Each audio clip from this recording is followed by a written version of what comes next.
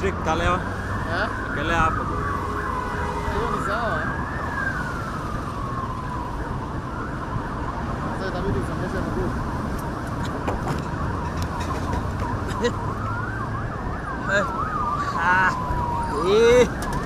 Sokesha mguu. Ndio kuwekelea hapo.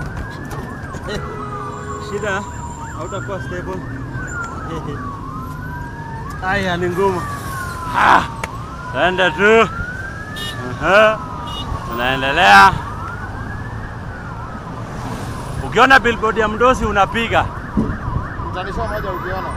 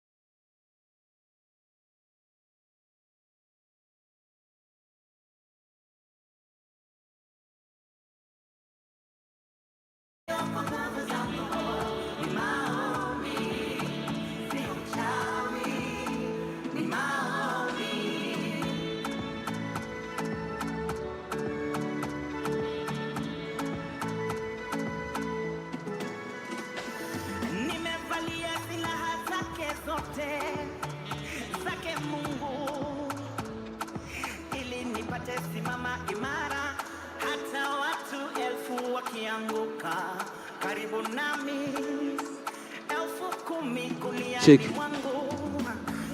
DJ basi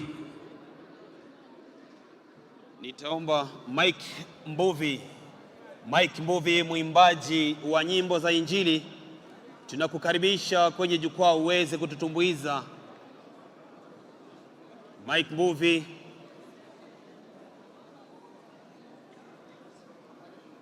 yule wa Kwata Kawaya, is a gospel artist, is a songwriter, and also is a award-winning artist.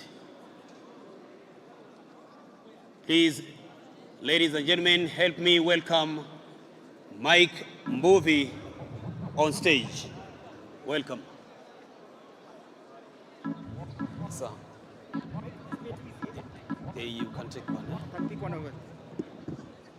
Just take one. 1, 2, 3. Bwana asifiwe. Nipungie mkono tafadhali kidogo. God is good. And all the time. Wacha niguze kampya alafu tuguze ingine kidogo. Good to see you, sir. DJ. Dr. Mbuvi. Si uchawi. Ni maombi. Nguvu za giza zimeshindwa kwa jina lake, jina hilo kuu la Bwana Yesu. Nguvu za giza zimeshindwa kwa jina lake, jina hilo la Yesu. Kwa magoti nimefika hapa, kwa maombi nimefika hapa. Yes. Zimeshindwa, si uchawi, ni maombi, si urithi, ni maombi, sio kwa nguvu zangu, ni maombi, si uchawi, ni more music, give me more music. Nimevalia silaha zake zote. Do you want us to dance a little bit, my good people? DJ, 1, 2, go. Yeah. Nipe makofi kidogo nione kila mtu. Thank you. Nebindaya seyo, ebindaya tanu, ebindaya moyo, ebindaya zime, ebindaya nguma, ebindaya ele, ebindaya ele, ebindaya bata, kunangai moko. Songa manini yo, newe matambia. Nione makofi pande hii. Uaimu. Kwata Kawaya. Nione Kwata Kawaya. Kwata Kamukunzu. Kwata Kawaya. Ibe timu ya sao. Siwasiki. Au memo ya sao. Siwasiki. Imwana mo ya sao. Timu ya sao. Haya nipe mkono kidogo. Kwandene koseo. Kwandene koseo. Kwandene koseo. Siwaoni pande hii. Kidogo tu. Kidogo tu. Thank you very much. Kidogo tu. Wastaarabu wao. Nipe. Kwata Kawaya. Kwata Kawaya. Kwata Kamukunzu. Kwata Kawaya. Thank you very much. Thank you.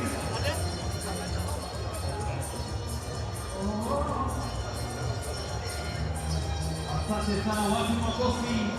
Jamani kufupi. Sawa DJ tuendelee.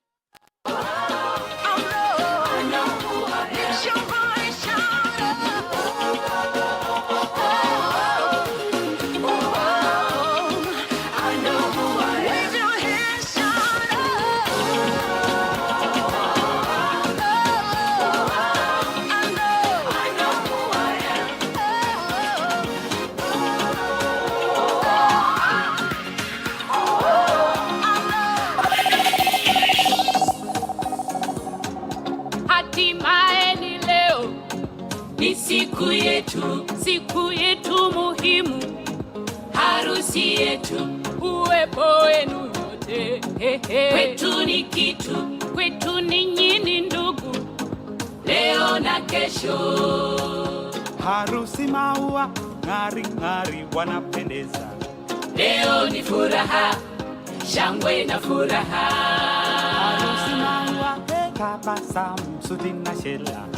Wacha tufurahi, sote tufurahi. Siti, siti, siti. Haikuwa rahisi tufike leo hii, na hapa tulipo ndio siku yetu ipo muhimu ya harusi. Siti, siti, baby. Haikuwa rahisi tufike leo hii, na hapa tulipo ndio siku yetu ipo muhimu ya harusi. Sasa nyumba moja, mwili mmoja, kila kitu ni moja, tuwe pamoja, upendo na ongeza, nawe ongeza, heshima na pandisha, tuwe pamoja.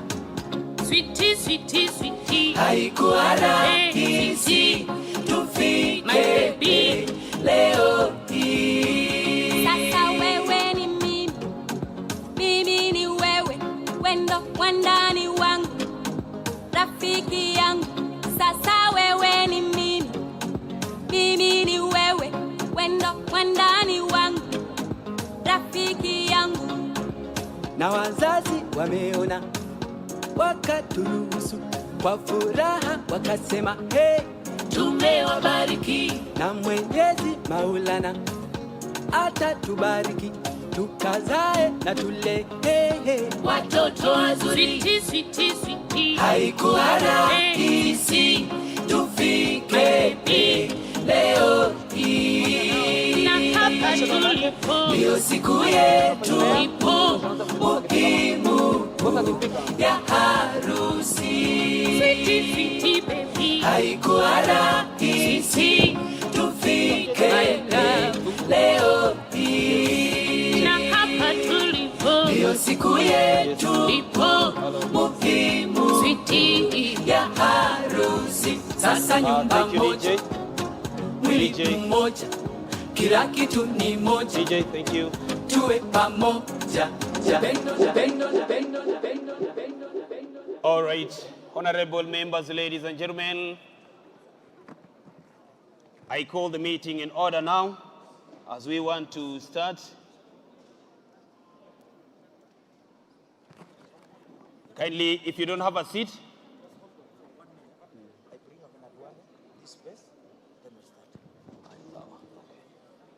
tafadhali tunaomba iwapo umesimama ndani ya waheshimiwa mahali wameketi, tunaomba uweze sasa kuondoka, upeane nafasi hiyo, uende kuketi. Tunataka kila mmoja aweze kukaa chini.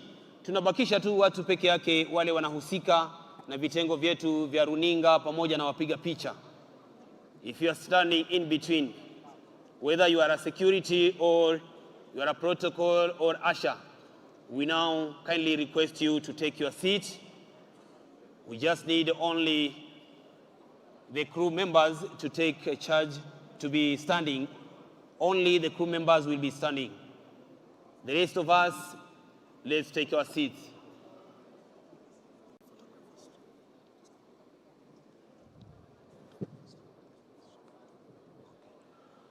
And also all the photographers, you will maintain your position, no movements. We need no movements now. All the photographers, you will maintain your positions. Now security, you can take charge. Tafadhali, ninaongea kwa lugha ambayo inaeleweka, na ninatumai mnanisikia na mnanipata kwa njia safi. Kama umesimama, tunakuomba uweze kuchukua nafasi. Iwapo wewe ni mtu wa itifaki ama ni asha, ama wale ambao wanabaki kusimama peke yake na wanaruhusiwa mpaka mgeni wetu afike, ni security. Iwapo wewe sio security, tunakuomba basi upeane nafasi hiyo. Sasa ni wakati wako uende kuchukua nafasi hiyo. Tunataka kuanza mkutano wetu.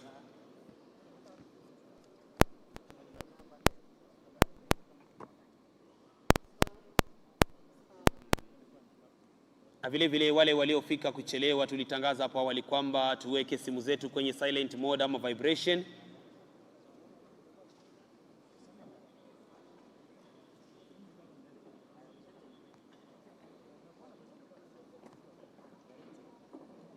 As our leaders take their seats, we still insist for those who are standing, let it be only the crew members and the security. The rest of us should be seated.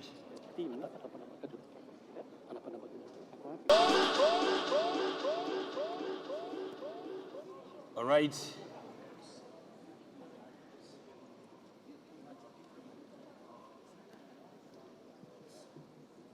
Honorable members, ladies and gentlemen, shall we all be upstanding for the national anthem as well as the East African anthem?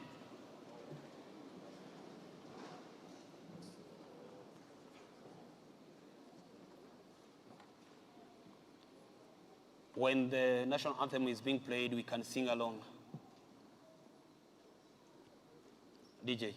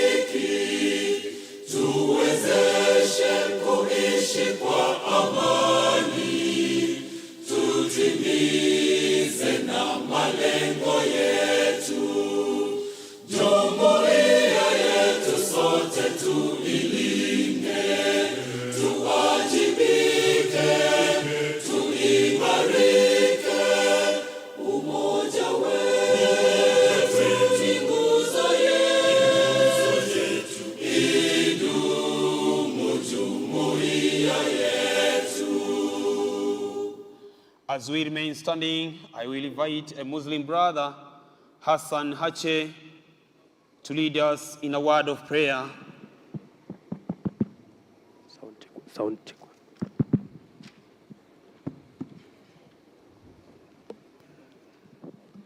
أعوذ بالله من الشيطان الرجيم. بسم الله الرحمن الرحيم. الحمد لله رب العالمين الرحمن الرحيم مالك يوم الدين. إياك نعبد وإياك نستعين. اهدنا الصراط المستقيم صراط الذين أنعمت عليهم غير المغضوب عليهم ولا الضالين. آمين. Oh God, Almighty Allah, we pray to you that we have gathered here tonight to deliberate on a document that will guide these nations, the 45 million aspirations in the next 10 years or even forever. We pray to you that we guide us a big win in the 47 counties, in the 290 constituencies, the 1,450 wards, and the 280 plus polling stations. We have gathered here today to tell the world that Hazala Nation is going to win on the 9th of August 2022, which is 39 days from tonight. This is again a very important day today. We pray to you that it is the first day of Hijrah, not Hijrah, it's the first day of our pilgrimage. We have gathered here at Mecca. This nation is now live. We pray to you that you guide us. Most of us have even fasted today to pray for the 5th president of this nation, plus all aspirants. We have gathered here to talk about a document that has the voices of the voiceless, which have been gathered in the last 3 months across the 47 counties. Amen. We still remain standing. I will invite Bishop Dr. Joseph Moffat Kilioba for the Christianity.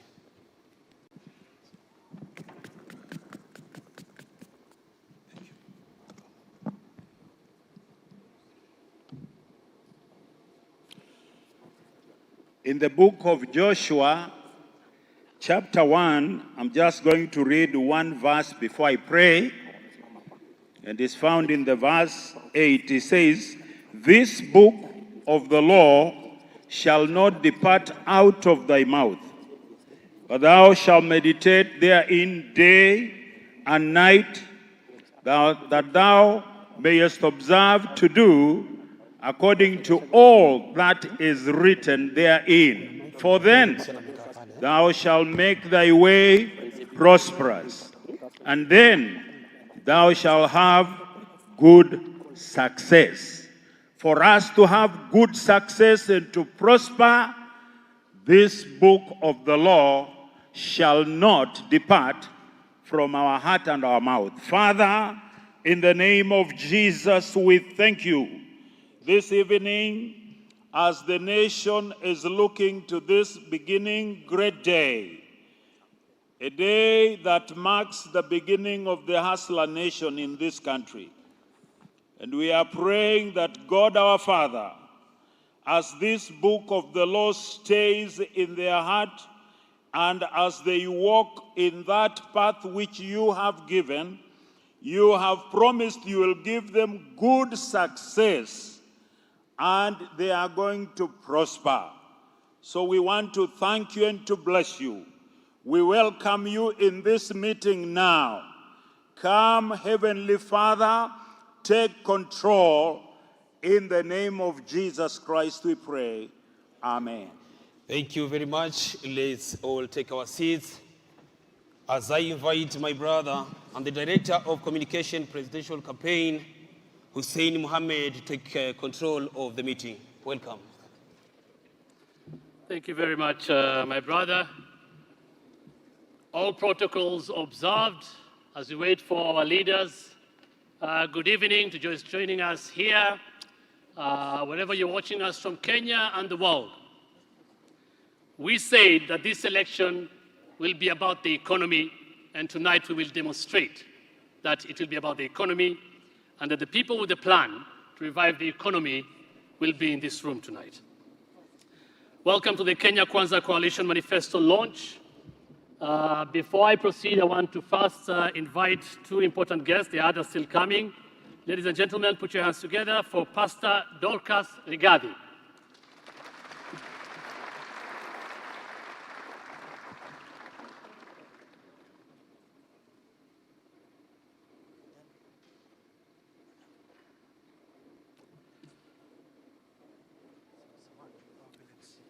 Again, ladies and gentlemen,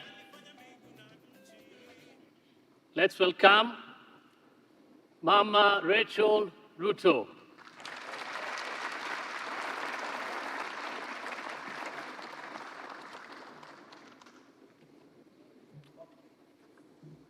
Okay, I want to introduce the other guests that are coming in, but first I want to invite Tracy Wanjiru to read the Hustler's Creed.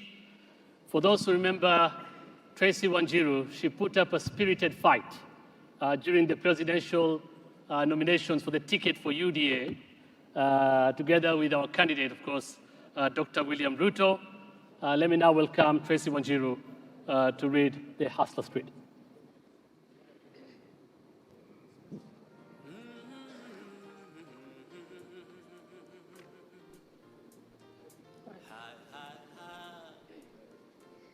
Good evening, ladies and gentlemen. As you've heard, my name is Tracy Wanjiru. I love this party so much, and I'm glad to be here to present to you the Hustler's Creed. A new nation is rising, a nation of equal opportunities for all, a nation that celebrates and rewards hard work, a nation where success is not based on who you know, not which community you belong to, not where you come from, but your ambition and how hard you work. A nation that guarantees respect for all.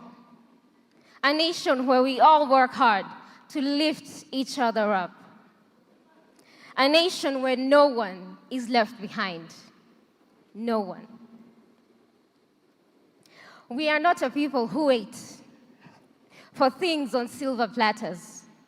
We knock doors, chase opportunities, seize chances, and pursue possibilities.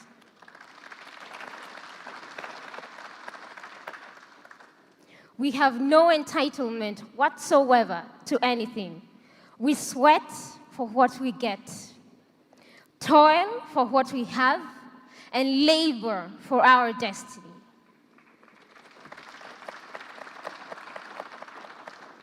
We wake up early, work long hours, and sleep late in our shambas, our kiosks, our streets, and markets, factories, running tracks, bodas, and offices. Every single Kenyan must feel welcome on the table of our national family as a birthright and not, I repeat, not as a favor. This is how we build a strong nation, united and prosperous nation. Everyone's dream matters. Every dream deserves a chance. I repeat, every dream deserves a chance.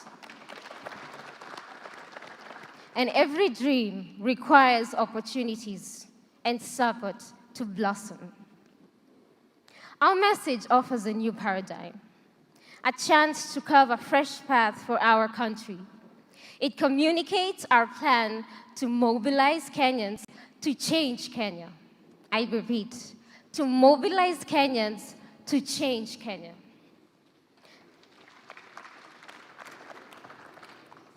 The message is that all dreams are valid and all dreams matter. It is a message about bridging the opportunity gap as the pathway to build a strong and rich nation, an assurance that no matter what their dream is, nobody is going to stand in their way. Thank you, ladies and gentlemen.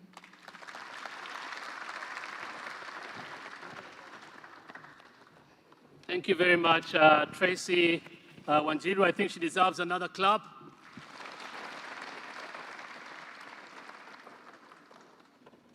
Thank you very much, Tracy. Okay, I want to recognize now the other leaders of Kenya Kwanza who will be joining us, starting with the running mate candidate of Kenya Kwanza and UDA party. Put your hands together for Rigathi Gachagua.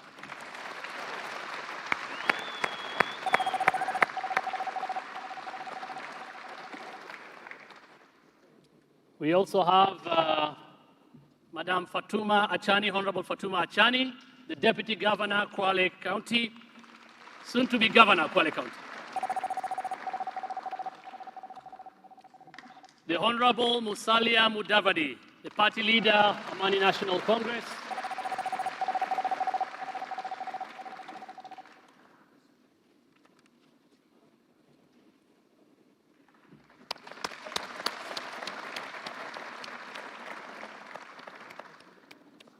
The Honorable Governor Anne Waiguru, Governor, Kirinyaga County.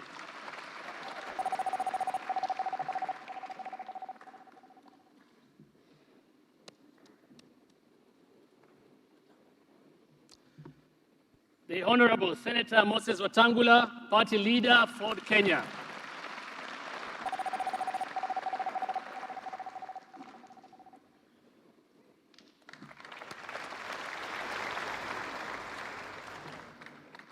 The Honorable Alice Wahome, MP Kandara.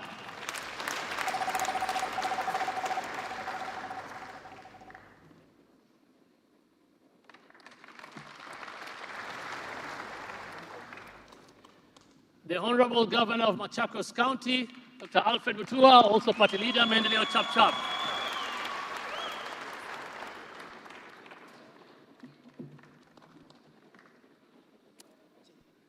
The Honorable Justin Muturi, Speaker of the National Assembly and Party Leader, the Democratic Party.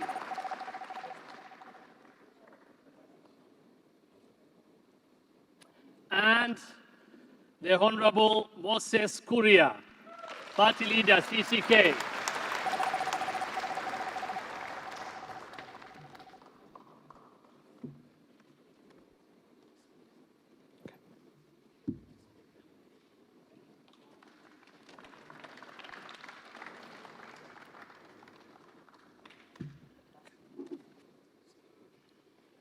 ladies and gentlemen, welcome again.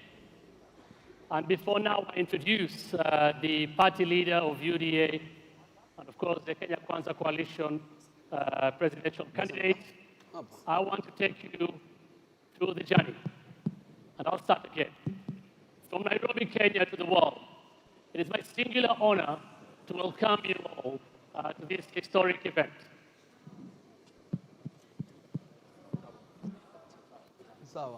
Okay. I'm being told the microphone imezimwa. Zima yangu. Sijui ni nani amezima. Zima yangu. Okay, I believe I'm audible now. Good. I'll start again. From Nairobi, Kenya to the world, it is my singular honor to welcome you to this historic event, the launch of the Kenya Kwanza Manifesto, the People's Manifesto. And we will tell you and describe to you why we call it the People's Manifesto. Freedom is coming.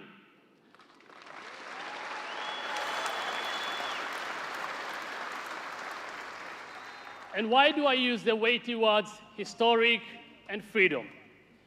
While many know that Kenya was born out of struggle for freedom and resistance of the colonial rule, few understand that true freedom is yet to be achieved. Few understand why the struggle must continue to be waged until true freedom is achieved. Neither do they understand the nature of freedom that must be won. The damage done to us over that long period is what we must undo. Now, while we got independence, we did not discard the oppressive colonial governance model. We inherited and perfected it. The master-servant relationship, state capture, divide and rule, and impunity and contempt. The first liberation was to remove direct colonial rule. The second liberation was to liberate the country from one-party dictatorship and an oppressive constitution and guarantee political freedoms. The third and final liberation should be based on the correct diagnosis of what the fundamental problem is. Kenya Kwanza, through the people, has diagnosed this problem.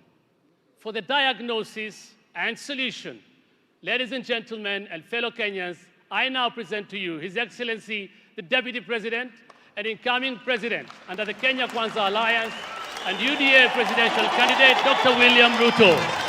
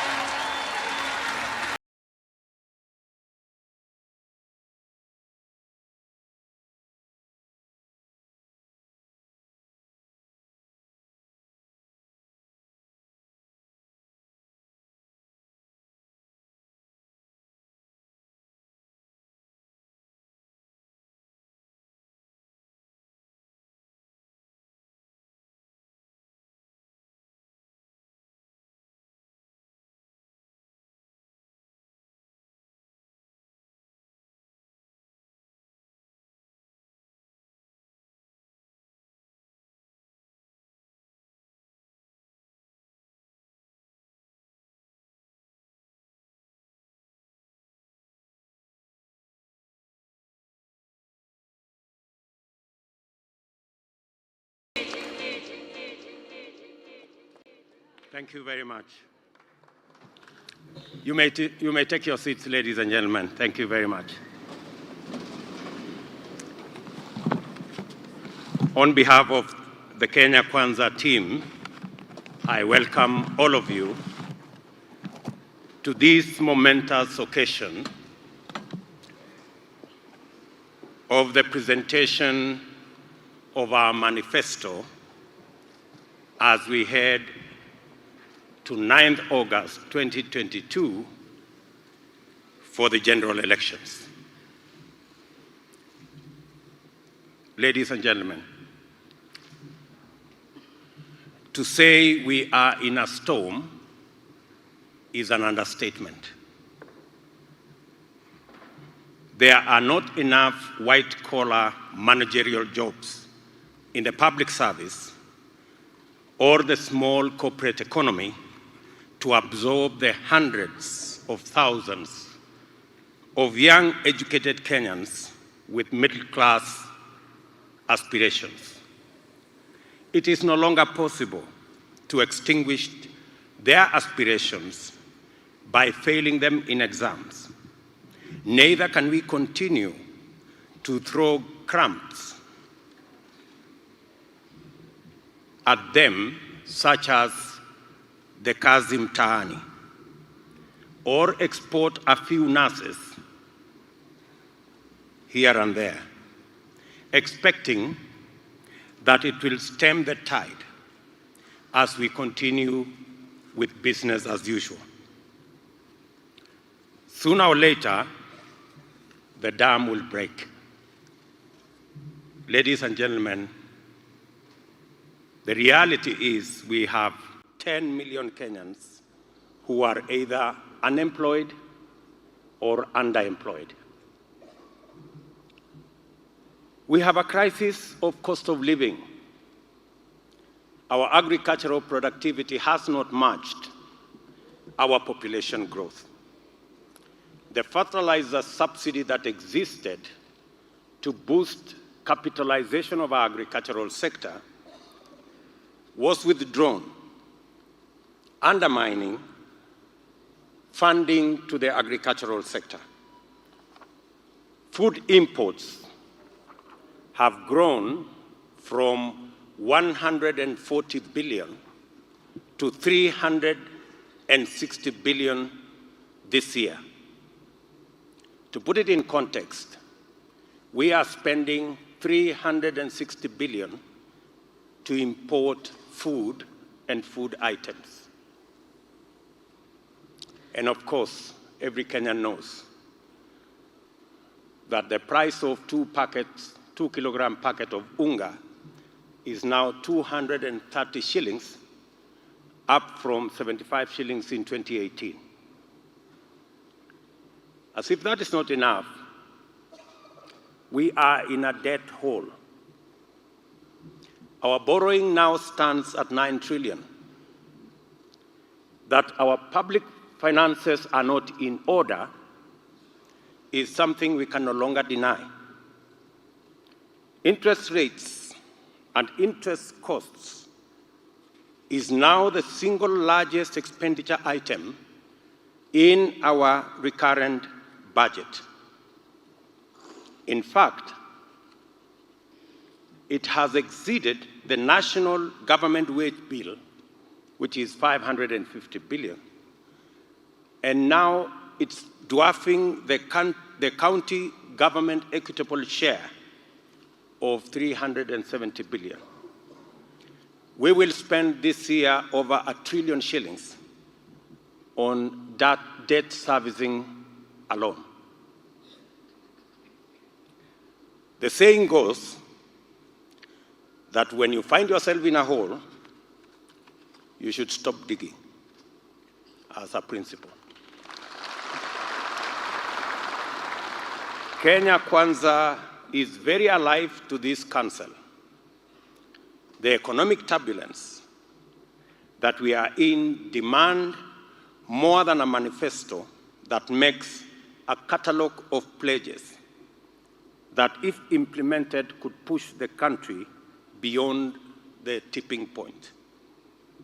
It requires a credible economic turnaround plan, a plan that gives Kenyans credible and realistic hope. And that is what we have done in crafting what I call this evening the plan.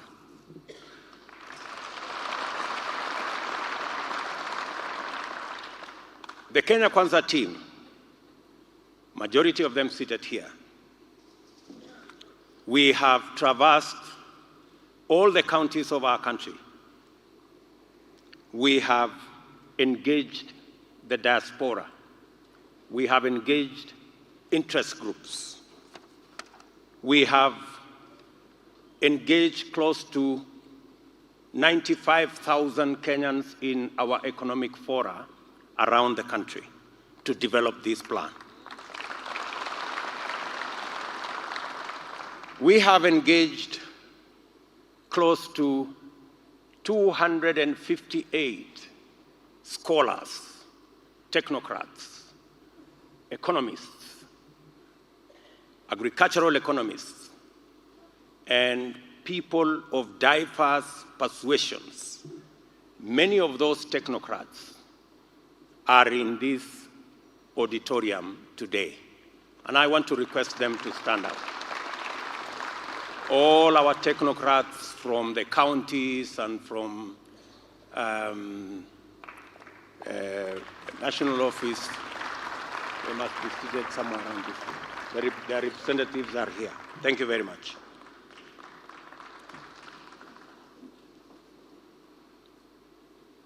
We are committed as Kenya Kwanza to pull out the country from this storm. And we start with what we have. We strongly believe, from the recommendations that we've had, that the single most important asset that we have as a nation is our human capital, the people of Kenya.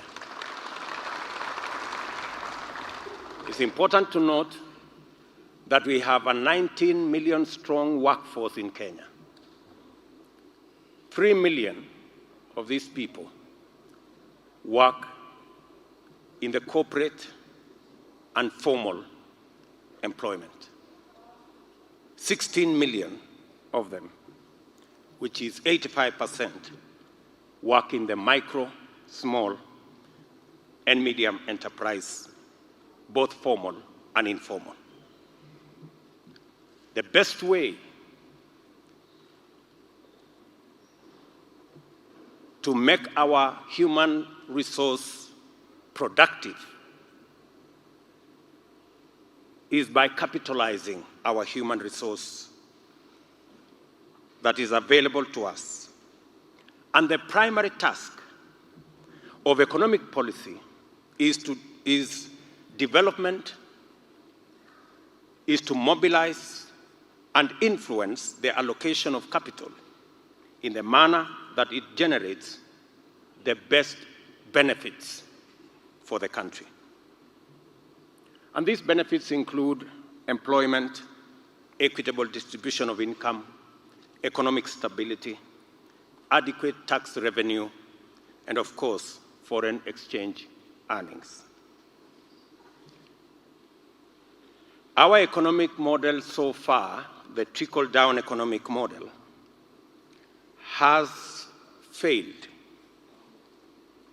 the test of deploying capital to generate benefits in the best way possible for the country. Going back, 1967, the NCCK, National Council of Churches of Kenya, did a report. Another report was done by ILO in 1971.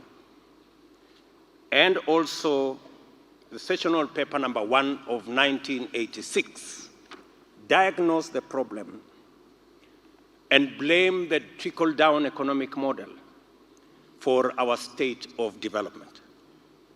It also identified agriculture and the informal sector as the areas that have the highest economic returns in terms of employment and equity. When I talk about agriculture and I talk about the informal sector, it costs roughly $1 million shillings to create one job in the capital-intensive formal manufacturing sector. It costs between 100,000 and 200,000 to create one job in the informal or informal manufacturing sector. And therefore, to make policy choices when we are in the kind of situation we are, when we have 10 million people without jobs, when we have a debt crisis, and when we have a huge sector that is not working, then we have to carefully craft policy choices so that we can move our country to the next level. I will give you an example. I will give you an example. We just inaugurated a gun assembly factory up in Ruiru, which we built at a cost of 4 billion shillings. That factory created 100 jobs. It means it costed 40 million, to create one job. Kitui County, I want to give you the other side of the story. Kitui County created a garment manufacturing industry. Kitui County spent 168 million and created 600 jobs. So, if you do the math, it means it costed Kitui County 280,000 to create one job.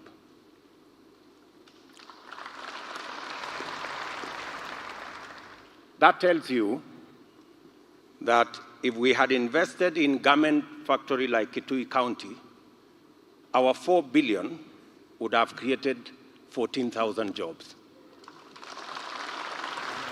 So the policy choices we need to make is not necessarily how much money we have, it is the policy choices we make.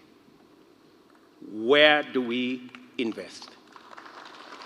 And that is the difference between the trickle-down economic model and the bottom-up economic model. It's as simple as that. Let me also tell you the following. Because we have a huge 16 million workforce in the micro, small, and medium enterprise sector, let me dissect for you that about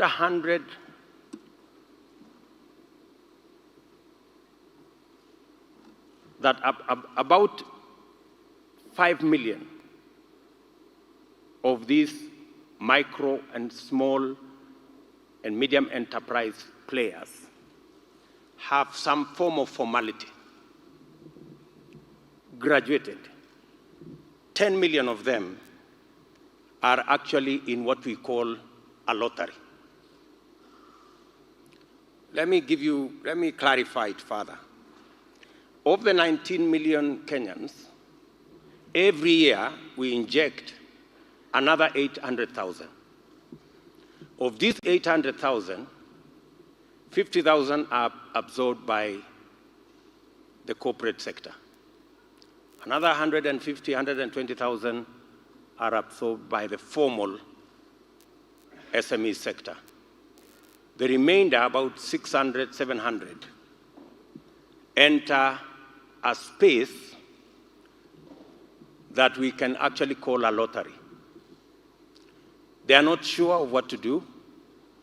They don't know how much they will make. On a good day, they make 100 shillings, sometimes 200 shillings a day. On a very good day, they make 300 shillings.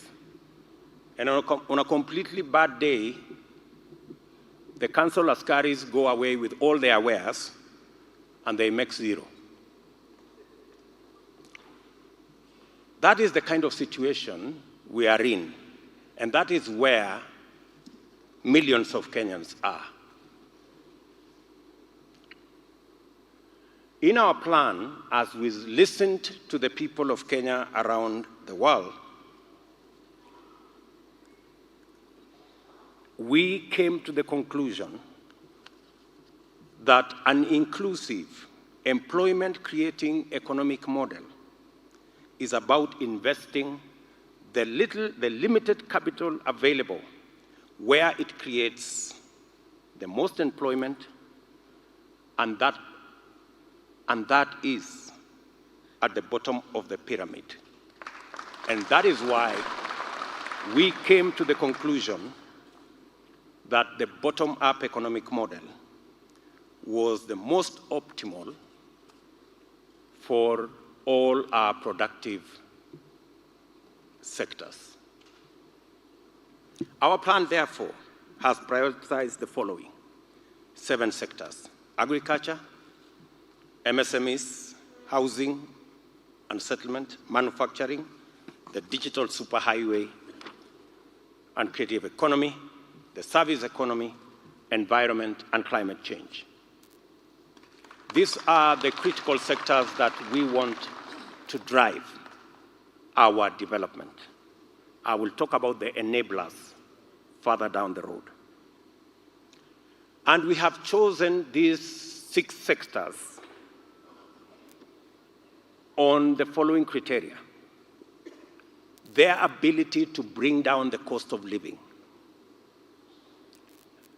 our intention to eradicate hunger,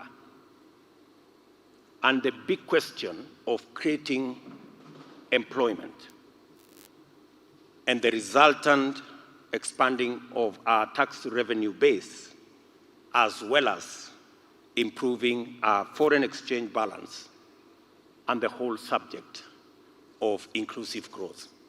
Those are the 6 parameters that we used to arrive at why agriculture, why housing, why infrastructure. These are the criteria we used. Let me explain to you why. For example, we believe as Kenya Kwanza that investing in agriculture will give us not just employment, it will also give us foreign exchange, it will give us, it will eradicate hunger, it will expand our incomes, it will also expand our industrialization agenda. Investing in agriculture is because also agriculture is the most competitive sector in Kenya. We have the best practices of agriculture anywhere in the world.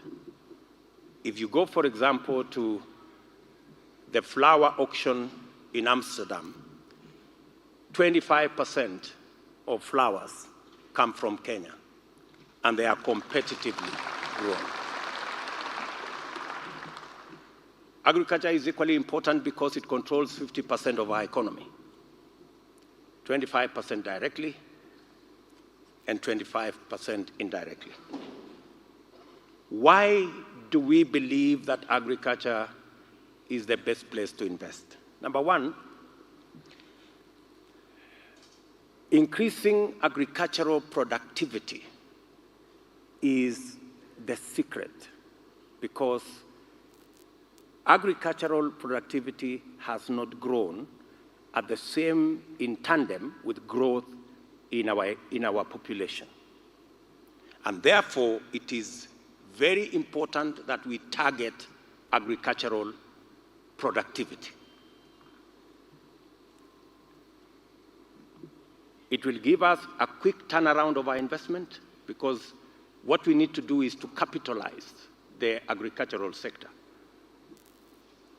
And how do we capitalize the agricultural sector? And why is it a quick turnaround? Number one, capitalizing the agricultural sector, you don't have to buy the cows. The cows are already there. All you need is animal feed. You don't have to buy the farm.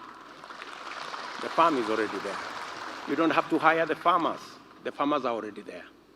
So there is already a stock of infrastructure and resources that you can begin with. Therefore, we need to capitalize that sector so that we can provide animal feed, we can provide good quality seed, we can provide good quality, affordable fertilizer, and we can provide agrochemicals. That will turn around the agricultural sector in a very short time. Let me give you an example. because it is important for us to understand where we are. We have 2.2 million dairy cows lactating at any one time in Kenya. On average, the national average is that we get 2.5 liters per cow. It's possible to stretch these cows to 10, 15, 20, we have 40, we have 50. Let's not go there. Let's just assume we double from 2.5 to 5 liters. And that doesn't take any miracle. It just takes provision of animal feed. Our technical teams have already calculated how much that will cost. It will cost 4,000 shillings per cow. If we went there, we would actually double our milk production from 5 billion liters to 10 billion liters within a year, just by providing animal feed. We would double, and the farmers who are here know. We have listened to farmers in Kitale, we've listened to farmers in Embu, we've listened to farmers across the country. They are speaking the same language, animal feed. And if we doubled our milk production, we could possibly have an extra 200 billion shillings if we sold it to our neighbors. I want to say, I am not talking about buying new cows. I'm not talking about getting new farmers. Same farmers, same cows, same infrastructure. They are doing it already. All we need to do is to capitalize them. Many of them don't have the money to buy animal feed. That's all. That's all. We have costed what that will cost us, and it will cost us 8.8 billion shillings. And if we deploy 8.8 billion shillings, within the year, they will return the 8.8 billion shillings and make for themselves another 10 billion shillings. We will get more people working. We will get our milk coolers working. We will get our processors working. We will get our exporters working. And the secret with agriculture is that it has the highest multiplier on matters employment. Investing in agriculture also will help us deal with the animal of cost of living. There is a paradox. Farmers, on one hand, looking for higher incomes for themselves, and consumers, on the other hand, looking for cheaper products. That's a contradiction. How do you sort out that paradox? Agriculture has the potential to sort it out for us. Investing in agriculture, a farmer who produces 10 bucks today per acre because they are struggling. The same farmer can produce 20, 25 bags if we supported them with the capital to plow in time, get the correct certified seed, get subsidized fertilizer, and ensure that the post-harvest challenges are managed. The same farmer in the same farm, just by capitalizing their operations, they can double their production. And when they double their production, it means they can sell at a lower price to the consumer. Therefore, the challenge of cost of living is not too scientific. The challenge of cost of living is increasing agricultural productivity, period.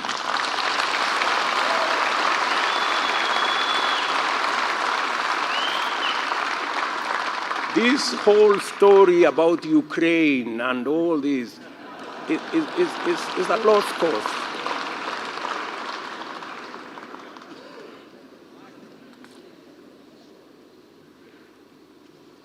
And I want to say the following, that if we had not withdrawn the fertilizer subsidy that was there in our Big Four plan, we wouldn't be in the crisis we are in today. It is as simple as that. If we had stuck to the plan on food security, ensuring that we support our farmers, we capitalize the agricultural sector, ladies and gentlemen, we wouldn't be where we are. It is as simple as that.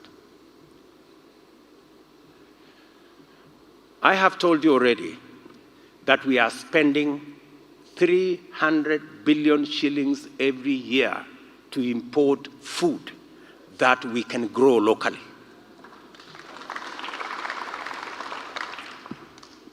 Let me give you an example. Edible oil alone, this year, we spent 90 billion. 90 billion this year to import edible oil, which we can get from soya, canola, simsim, palm oil. All these are not foreign crops. These are crops we can grow in Kenya.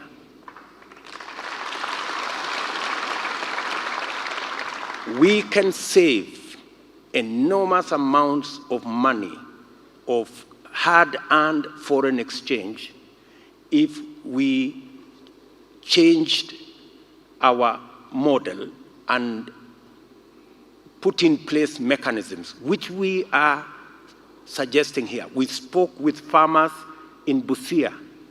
We spoke with farmers in Kakamega. They told us they are ready to grow the oil crops. All they wanted is a sure market that if they grow, somebody will buy them. That's all they asked. That's all they asked. And for sure, if we are importing 90 billion, we can start there.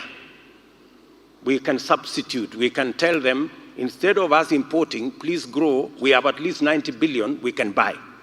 We can begin there.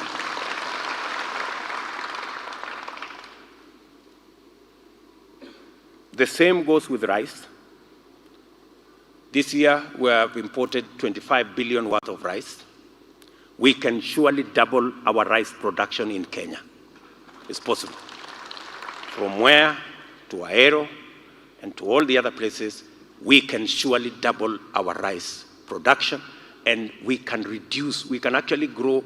We are, at the moment, I think, doing 18% production locally. We can do 50%. And if we did 50%, we would save 15 billion shillings of foreign exchange that we are using. And that 15 billion would go to our farmers and be in our economy. Agriculture, equally, will help us sort out the challenge of unemployment, investing in agriculture, because agriculture has the highest multiplier effect on the employment creation, especially because investing in agriculture means the agrochemical factories are working, the fertilizer factories are working, the value addition further the road manufacturing is working, the agro-based industries are working, and therefore it has the highest multiplier effect in terms of creating jobs. So investing in agriculture is investing in jobs. And remember, we are trying to sort out three things. We are trying to sort out unemployment, we're trying to create jobs at any one time, we're trying to expand our tax revenue, our tax base, and we are trying to grow our export earnings, or at least save our foreign exchange.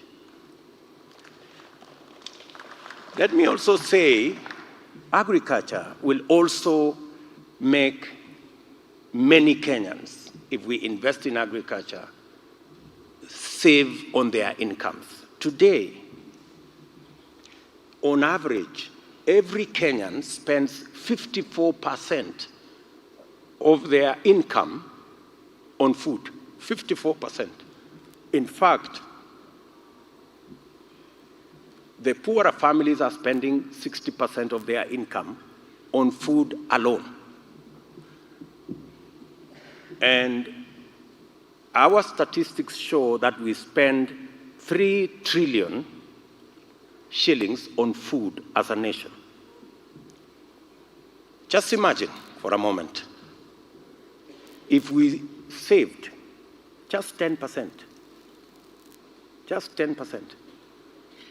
on food because we have improved our productivity.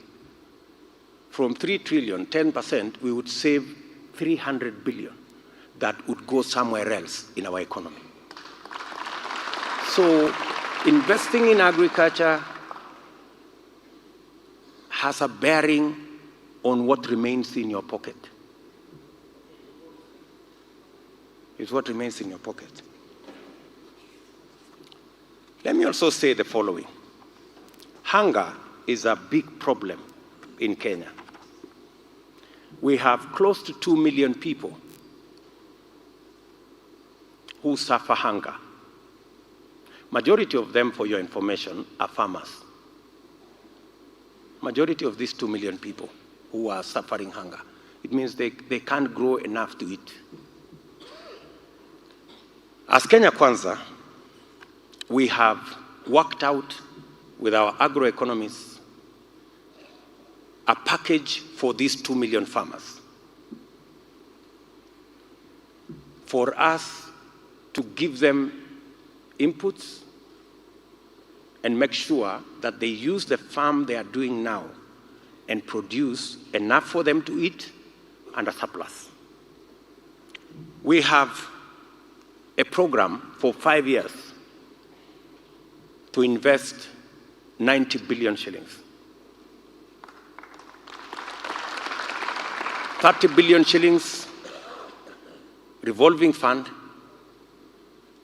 and 12 billion shillings every year to support them on extension service and making sure they do the right thing.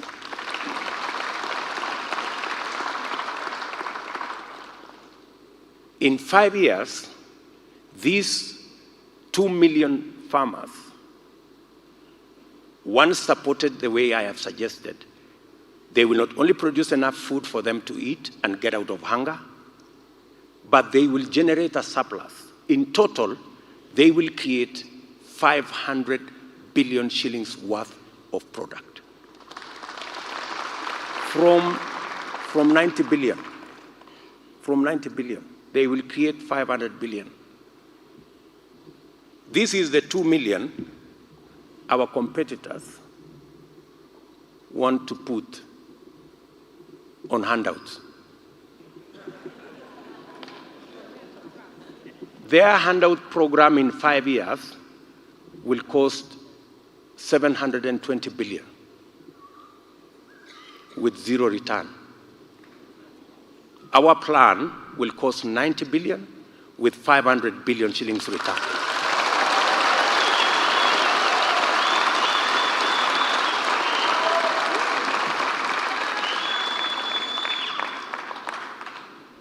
That is the difference. Agriculture equally will stimulate our industrialization. All of you know that 50% of our entire manufacturing sector is agro-based. 40% is food and beverage, and another 10% other non-food agricultural manufacturing. So, increasing the productivity of our agricultural sector naturally influences our manufacturing and industrialization program. So, what are we going to do as Kenya Kwanza? We are going to provide adequate, affordable working capital to all our farmers, either through their farmer organization groups or cooperatives or other farmer organizations, so that we can capitalize our agricultural sector, because the single most important impediment to the productivity of our agricultural sector is capital. Number two, farmers told us across the country that they needed to guarantee their returns. Every farmer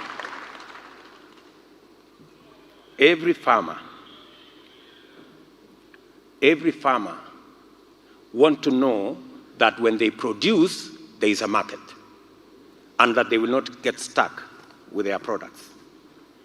So that is where we want to go, to provide GMR, a guaranteed minimum return mechanism that is built around insurance, so that every farmer will know that when they produce, there will be a market and they will not lose. We will transform, of course, our 2 million resource-poor farmers to produce food surplus. We will reduce our dependency on basic food imports, especially edible oil and rice. Those are our two targets. And we will invest in the underperforming products, coffee, coffee, cashew nut, and of course invest in the emerging crops, macadamia, avocado, and the area of flowers, and the area of flowers and vegetables. And we will also move up the value chain.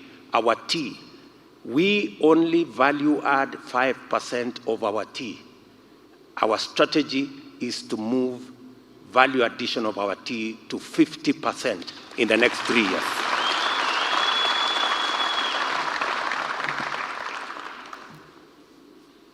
The second sector, that's agriculture. The second sector we want to focus on is transforming our MSMEs. I have given you the statistics. The statistics is that we have close to 15 million people in that space. 10 million of them hardly make 100, 200, 300 shillings. Our intervention is threefold. Number one, we want to create business infrastructure for these people. There must be markets, there must be spaces, there must be areas where business can be done legitimately and decriminalize people's enterprises. Number two, there must be legislation to protect everybody's business. The details are in the manifesto. And number three, the single largest challenge the MSMEs face is that they pay interest on credit that none of you here can believe. Most of them pay 10% per day, which translates to 3,600 per year. Better ones pay 10% per month, which translates into 120% per year. And in so doing, their profits are eaten by just one item, credit.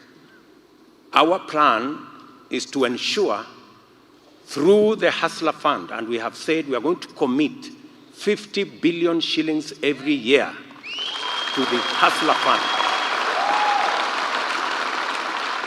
so that the Mamamboga and the Boda Kai and the fellow at the kiosk and the fellow at the saloon and the good lady running a saloon somewhere can find credit that is not predatory.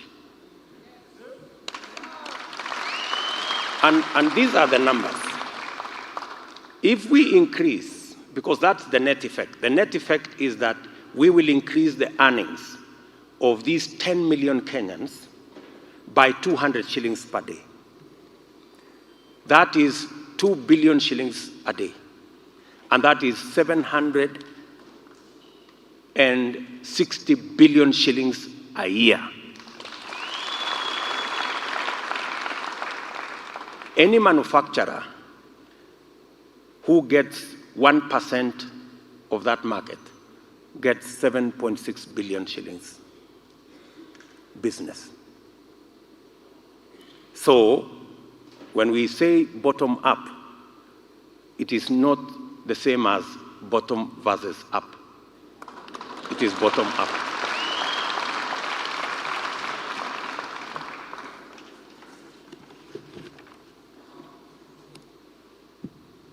Let me go to the third subject of housing. Housing, ladies and gentlemen, we are short of 2 million houses as we speak. And every year, the requirement is we build 250,000 houses. We are only building 50,000 houses every year. And of the 50,000 houses, only 2% are low-cost houses. The rest are out of reach to most Kenyans. The challenge is that that problem is a moving target. Every year, 500,000 Kenyans join or go into cities and towns. The rate of urbanization is 4.4%. At the rate of 4.4%, every year, 500,000 Kenyans find themselves in urban settlements. And we already have a shortage of houses. So as Kenya Kwanza, we looked at the challenge and we decided to turn it into an opportunity.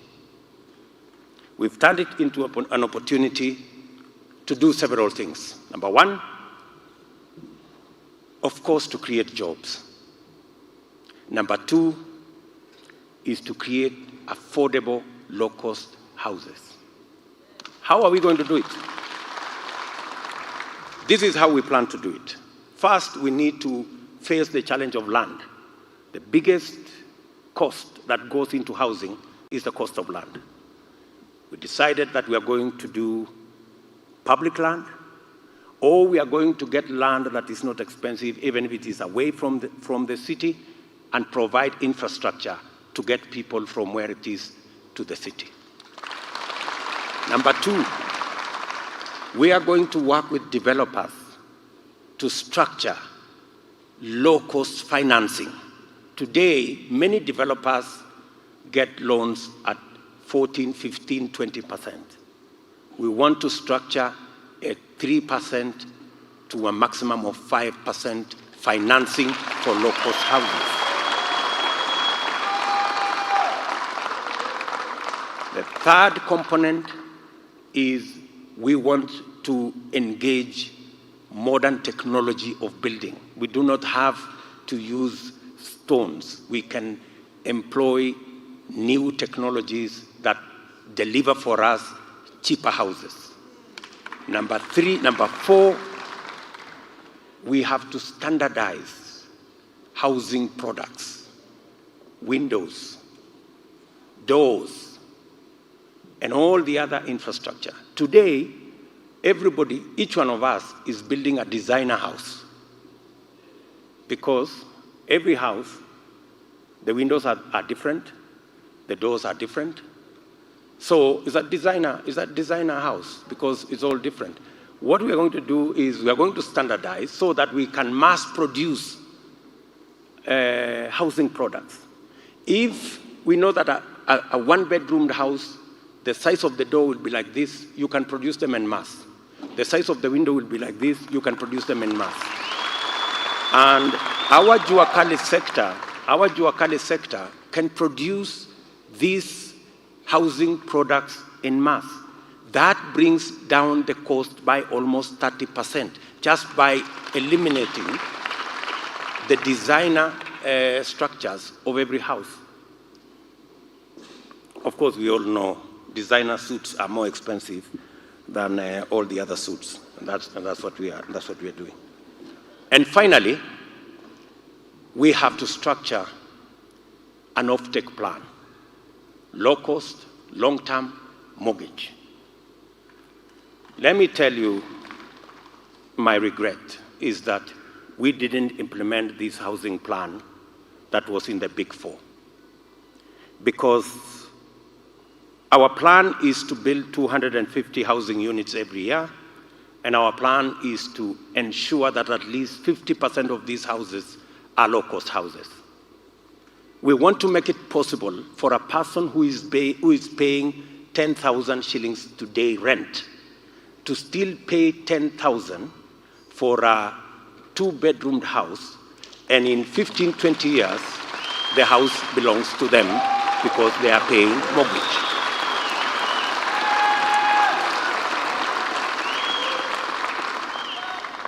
It is possible to deliver a house of $1 million, maximum 2 million shillings, and therefore the mortgage can fit into the rent citizens are paying today.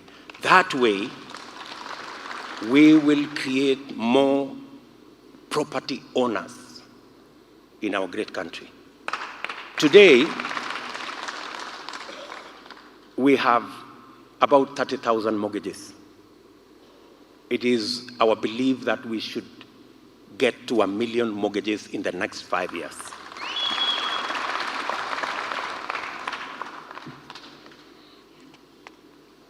The fifth item that I want to go to is manufacturing. Manufacturing is the place we are not doing well. In the last 5 years, manufacturing as a contribution of our GDP has gone down from 9% to 7%, 9.3% to 7%. That reverse is not healthy for our country. The challenge with our manufacturing is that it has always focused on capital-intensive investment rather than labor-intensive outcomes. We are focused on 5 areas in our manufacturing plan. Leather, let me begin there. It's a very sad story, let me tell you, on leather. Kenya has the 3rd largest herd in the continent of Africa of cows. 3rd largest. Do you understand? We have close to 30 million livestock. We slaughter 3 million livestock every year.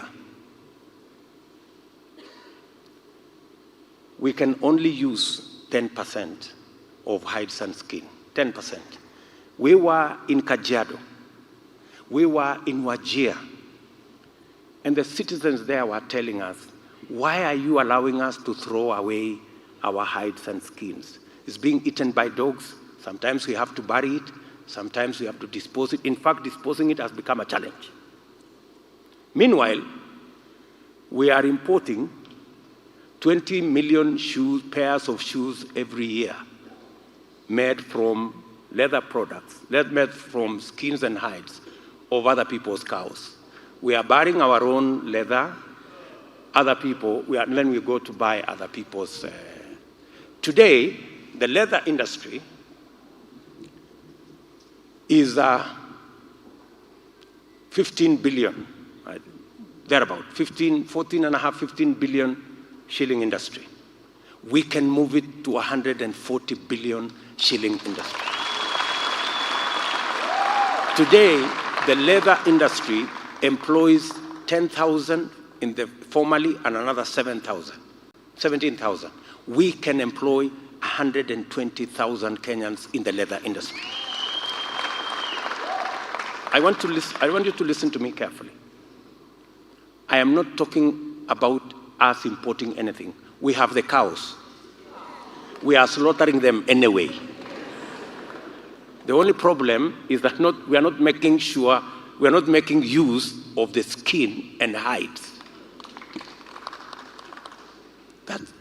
I don't want to say it's stupid. Yeah? I don't want to say that. But you see, that's where we are. So, what are we proposing as Kenya Kwanza? We're saying we will turn around the leather industry.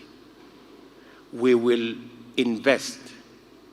The reason why we took the SGR to Naivasha is because we thought we would use it to create a big industry out of the steam that is available readily there and out of the power that is readily available there. We will create a huge industry around the leather industry. Leather products, from shoes to bags to everything else that goes with leather, will be a big, and that does not require importing nothing. We have everything here. All we need to do is to leverage on technology and bring transfer of knowledge and skills, and we are good to go. Building products is another space that we have, especially if we are going to go to low-cost housing and implement our housing plan. The whole Juakali sector will be busy generating doors, generating windows, making sure that there are enough building material products in quarries and in all the other places. Pharmaceutical industry is another space. Our budget on health is 550 billion every year. Our expenditure, let me say, our total expenditure on health is 550 billion. 20% of that is pharmaceutical products and consumables. We are only producing 20%. It is possible for us to produce 100%. We have pharmaceutical companies here. Let me tell you the story. We have pharmaceutical companies here. They are producing at half the capacity. The reason why we are not exploiting that capacity, creating more jobs in the capacity that they are using so that we can supply our own pharmaceutical products is a very big guess. Garment and textile industry. That is the other space that we have.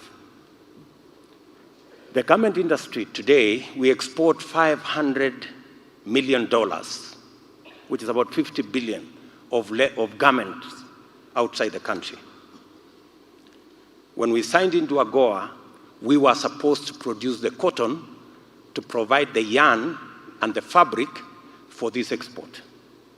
As of today, 40%, not 40%, actually 40 billion of yarn and fabric is being imported from Asia to come and at the EPZ. I was in Kilifi last week, and the people working at the EPZ were asking me, Mr. Deputy President, we are producing garments here that we are exporting to America.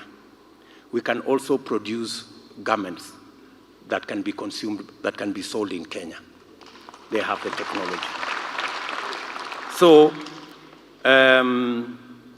that is a space we want to focus on.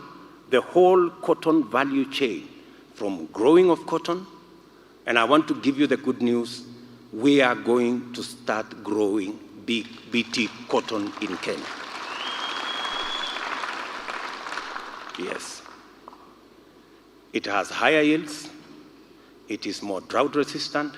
The trials have been done, and the trials are very good. They are showing that we have very good productivity, and therefore, one more time, we will have our cotton industry up and running, and we can push that industry to another 100 billion shilling industry. I can say the same of edible oil. It's another value chain that can give us jobs. I can say the same of electric motorcycles and electric cars. That's another value chain we can develop here because we have the market for it here. We have a market of 200,000 boda bodas every year. That's a market we can supply from Kenya. Let me leave that there. We have huge space, good people, in manufacturing, and that is our focus. Number five, is the digital highway. We are saying it's time that we move into the digital space. That's where the whole world is going anyway. Most of our services are now on a digital platform. Very many investments are in that direction. What do we plan to do as Kenya Kwanza? We plan to do the following as Kenya Kwanza. Number one, we already have a 10,000 kilometer backbone, fiber optic backbone, that goes all the way to every sub-county. It already serves 60% of the population. Kenya Kwanza, we want to invest in what we called in electricity connection the last mile. When we started the last mile on electricity in 2013, there were only 2.3 million connections. We now have 8.8 million connections to houses. What we will do with the internet and the digital highway is, in the next 5 years, we will extend the fiber by 100,000 kilometers. Let me repeat, so that you're clear. We will extend by 100,000 kilometers. How are we going to do it? We are going to extend it on the electricity grid backbone that already exists.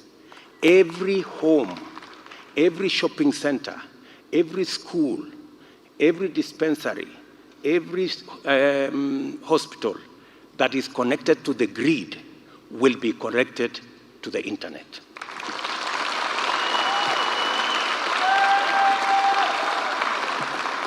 And in 5 years, we will close the digital gap, and every Kenyan will have access to the internet.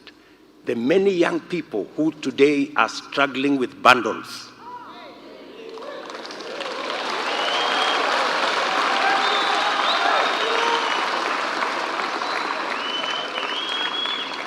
the many young people who want to do their thing on the internet, or to make calls, or to communicate, they will have an opportunity to do so with ease, from the comfort of their homes or at the shopping center, because we already have 24,000 markets connected to electricity, and those 24,000 markets will be connected to the internet.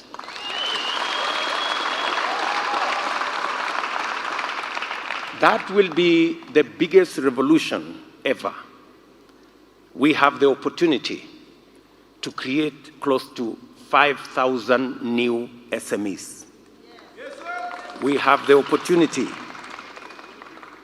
to leverage on government delivery of government services.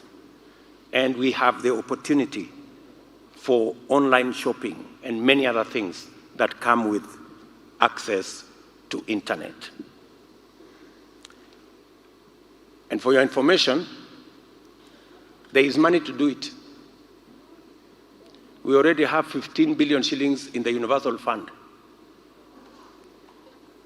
So if we securitize the Universal, this whole program will cost about 40 billion. So if you have 15 billion, you can deliver the rest. It's as simple as that. There was a proposal by the Communication Authority to use the 15 billion to build a hotel. So I think deploying the last mile of the internet is more like it, because that is the core function of the Communication Authority.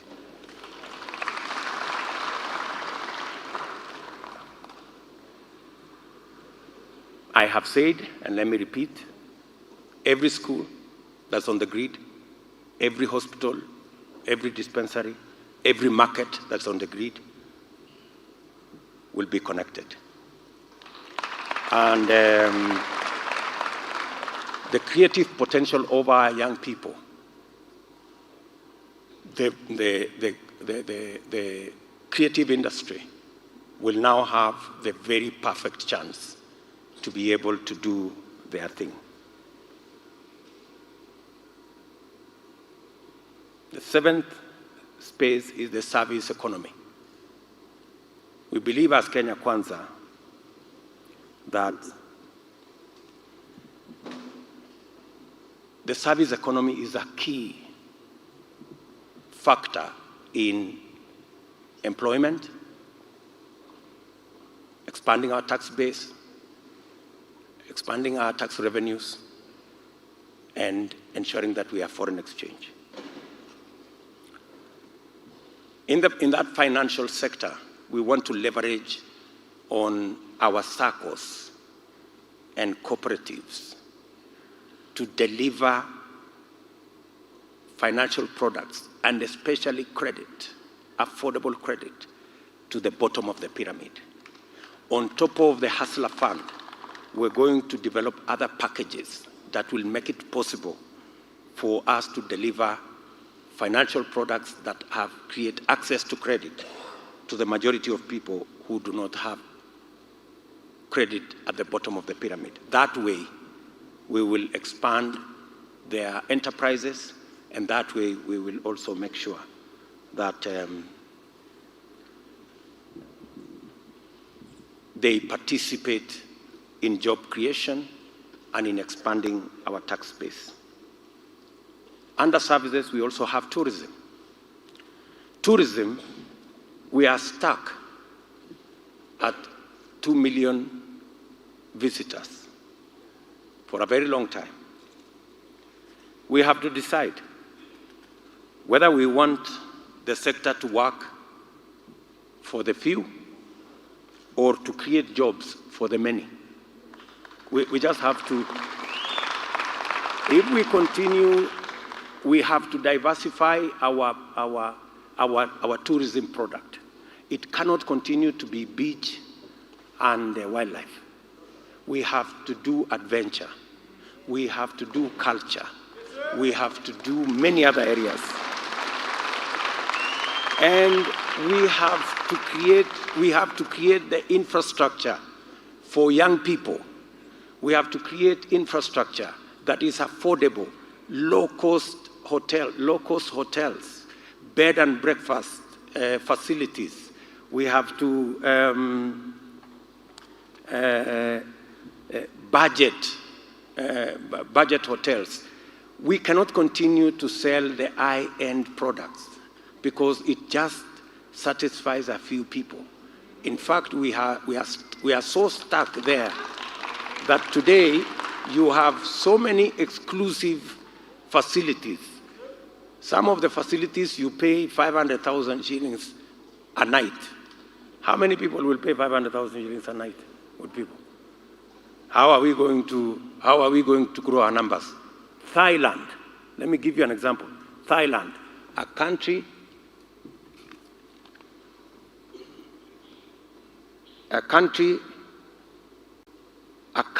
like, just like Kenya, our size, slightly more people, 70 million people, 50-something million in Kenya.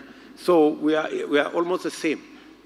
But they do 40 million tourists every year because they have created so many niches and they have made it possible for so many people to travel.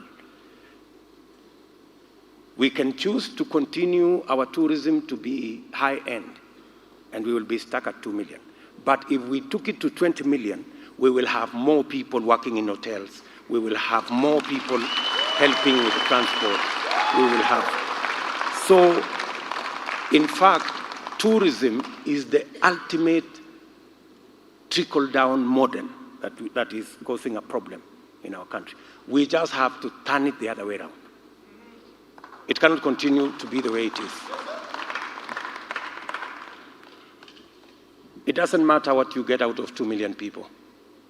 It's not the same as if we had 10 million people coming to Kenya. If we had 10 million people coming to Kenya, as a factor, they say for every tourist employs 3 people. So the numbers will add up.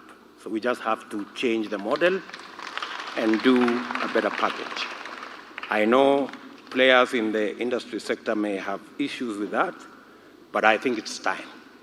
I think it's time. Finally, let me talk about aviation. And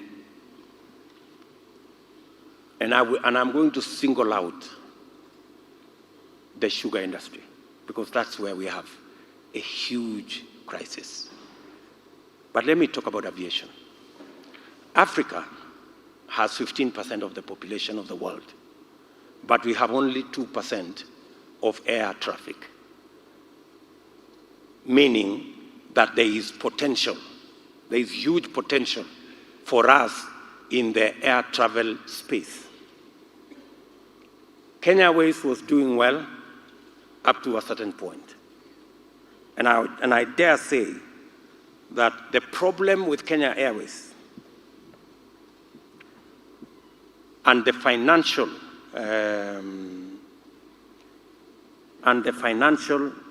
challenges therein are a reflection of internal and managerial mistakes rather than market prospects.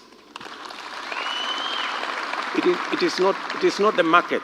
It cannot be the market. There is a problem with management, and there is a problem with conflict of interest, and there is a problem that we all know. Being a national asset and being a strategic asset, Kenya Airways is not an asset we would want to let go at all. And therefore, it cannot also continue to be on life support forever. We have to agree. So our commitment as Kenya Kwanza is that we are going to develop a turnaround strategy for Kenya Airways within 2 years and bring it back to what it is supposed to do. And it is possible. Our sugar industry, and I was in Mumias the other day, has suffered the brand of underinvestment.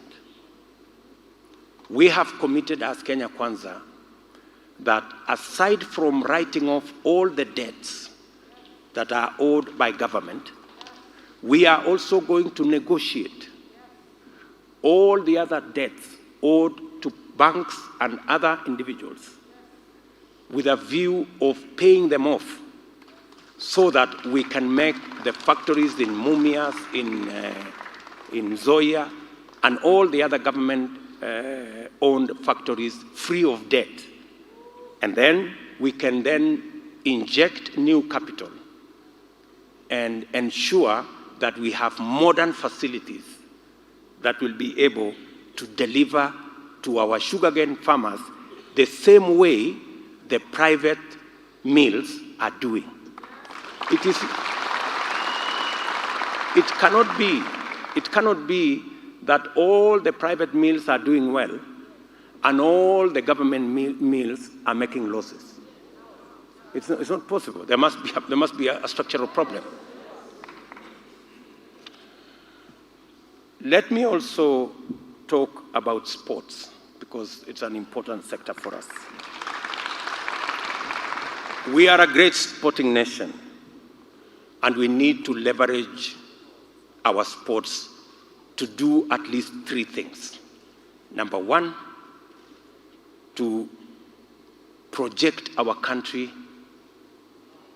and profile our country in a manner that we can leverage on the other sectors of the economy, number 1. Number 2, we must create a big sports garment industry out of Kenya, out of our sportsmen and women. Because everywhere in the world, if you said this shoe comes from Kenya, the sporting nation, you will get a premium price for it. And of course, we must make sure that the fund that we set up to deal with matters of sports infrastructure, which currently is being used to do other things, we have to ring fence that money. We collected, I think, 15 billion, but it was used to build hospitals instead of used to build sports infrastructure. All the resources coming from the fund must go to developing sports infrastructure. As I conclude, I want to talk about environment and climate change. We commit as Kenya Kwanza to grow 5 million acres of trees under agroforestry. We also commit to build industry out of solid waste. And we are going to begin with Sakaja in Nairobi. We're going to begin with Sakaja in Nairobi. Solid waste, apart from being an environmental hazard, we can flip it and create jobs, industry, power, and many other products, building materials out of it. That will be our focus. Let me talk about 2 or 3 enablers. One of them is going to be healthcare. We have been on the campaign trail and we have committed to the people of Kenya that we will have a universal health insurance that will make sure that every Kenyan will go to hospital and they will walk away without paying a penny after they get treatment. Let me say 4 things. The rest are in the manifesto. Let me say 4 things. We need to do 4 things. Number 1, as a matter of urgency and within our first 3 months, we will procure and put in place a state-of-the-art health integrated information management system that will make it possible for health records of every Kenyan to be portable so that you don't have to write on paper every time and you don't have to go for MRI here and then you go to another hospital, you do another MRI. It should be possible to make that MRI that was done in this hospital available in the next hospital because we have.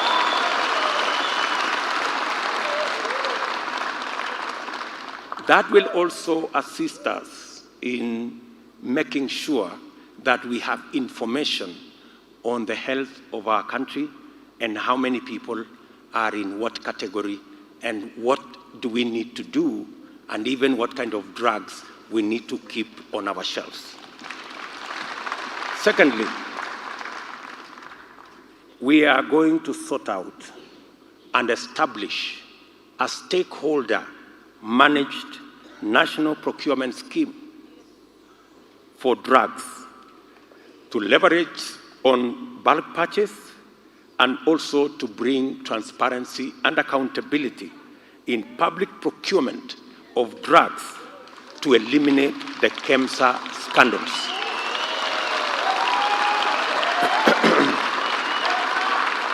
What are we saying? What are we saying? We are saying the following.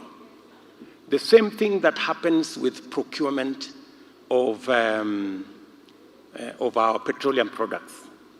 Industry, government, they come together and they procure collectively in bulk for Kenya. And that is why our oil products are the most competitive.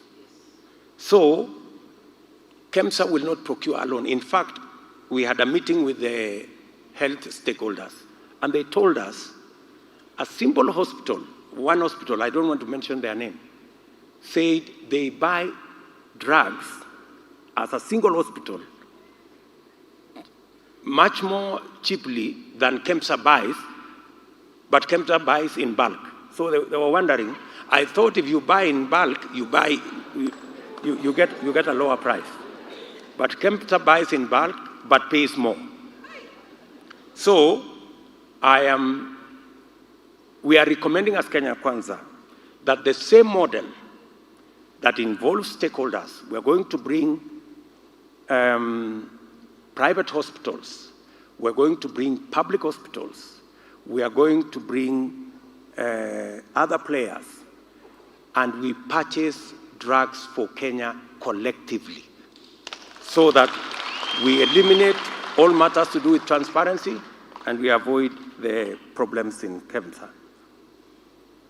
We have committed, because we had meetings with health professionals and people in the professional sector, to deal with the challenge that currently exists between health professionals, and the counties and the national government. That space there is not tidy, and we have committed ourselves that we will resolve that space. Counties are saying they do not have the money. Give me some water, baby. I thought you were bringing me water. You're giving me more instructions.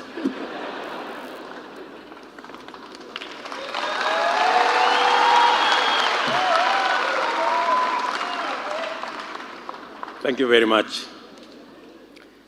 And thirdly, we have worked with health professionals, and our information is that we will redesign the National Hospital Insurance Fund to make it trustworthy, to deliver on its mandate. And our analysis shows that a contribution structure where the lowest now is contributing 500. The lowest in our structure will contribute not 500, but 300. And the highest will contribute 3,000. That structure of contribution will fund everybody's requirements, and there will be no out-of-pocket. We will stop the harambes, and there will be no additional resources required apart from the public ones. Do you understand what you are saying? So the highest paying, like yours truly, will now move from 1,700 to 3,000. And the lowest will go down from 500 to 300.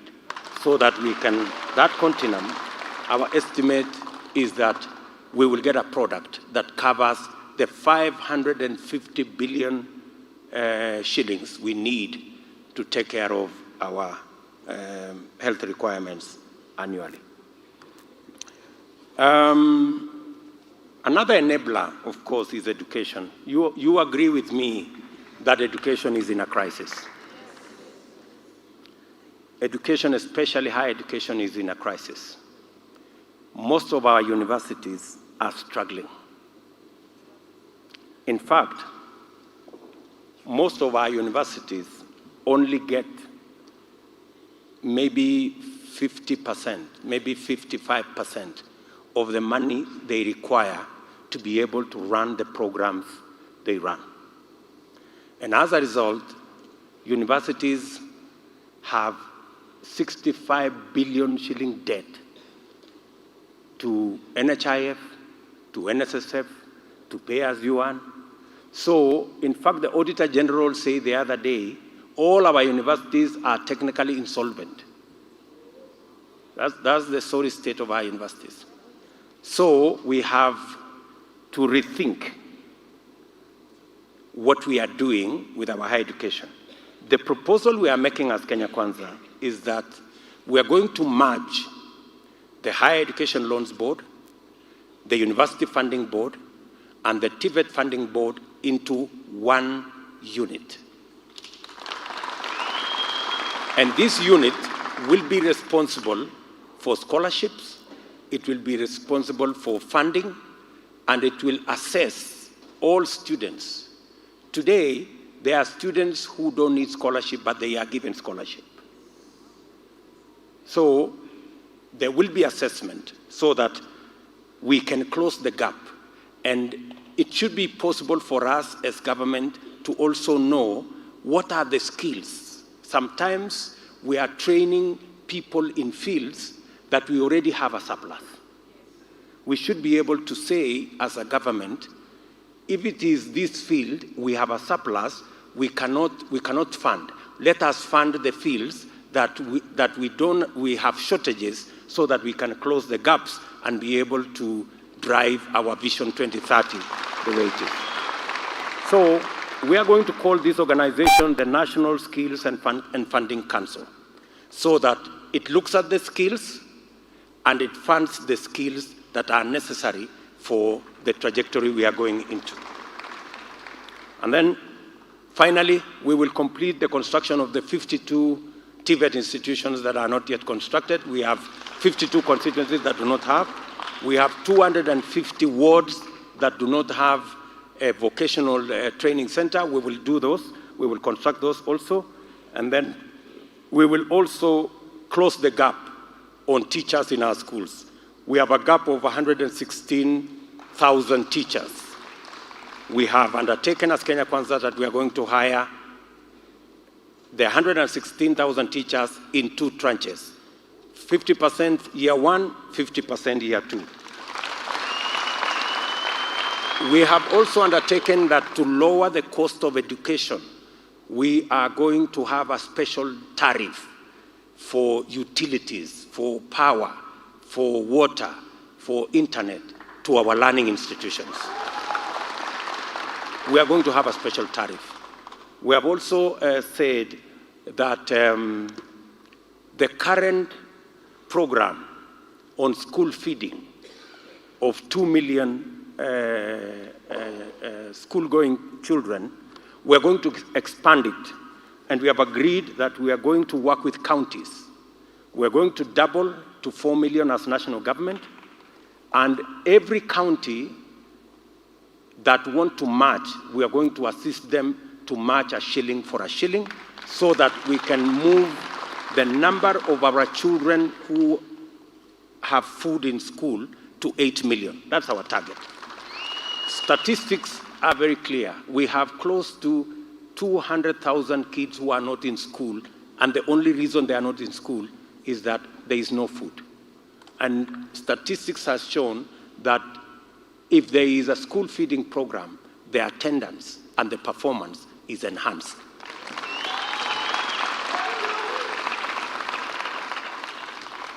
We have agreed with the teachers that delocalization will be at the place when you are being hired. If you want to work in another county, not a home county, you will be hired at that level and you will be paid an allowance for walking away from home. We have also agreed that the teacher continuous career development that currently is paid for by teachers will be paid for by government going forward. Finally, our youth and women are the largest component of our plan. Apart from them being cutting across all these sectors, when we are talking about jobs, when we are talking about internet, when we are talking about all this, but specifically we had engagement with the young people of this nation, and we agreed with them that there will be a youth ministry.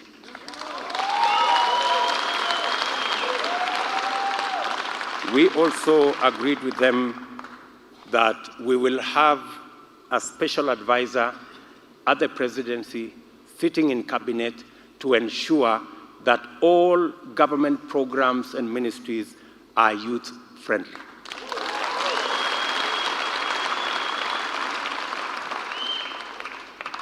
We also have a special charter with women, which we have signed.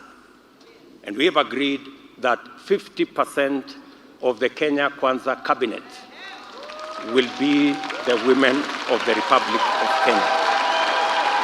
We have also undertaken that within 3 months, we will have a mechanism, and within 12 months, we will execute and attain the 2/3 gender principle that is provided for in the Constitution. And we have agreed that women and young people who have LPOs will become automatic beneficiaries of the Hustler Fund without any further requirements. Our persons living with disability, we had an engagement with them, and I see them around. And we agreed with them that all people living with disability will be enrolled in NHIF in the first 18 months. We also agreed that integrated schools to allow children living with disability to start interacting with the general public, to restore their confidence and self-esteem. We also agreed that we increase capitation of pupils living with disability by another 50% and set aside 15% of public-funded bursaries set aside for pupils living with disability.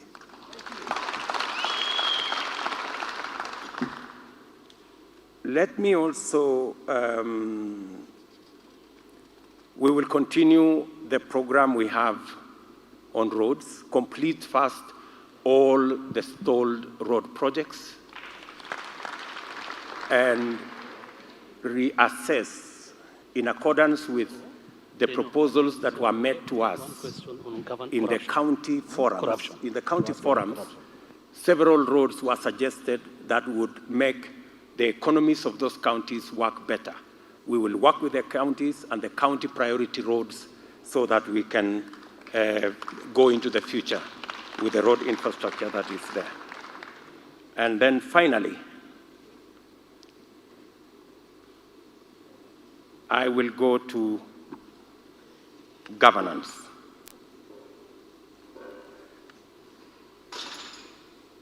And before I go to governance, let me speak to something about water.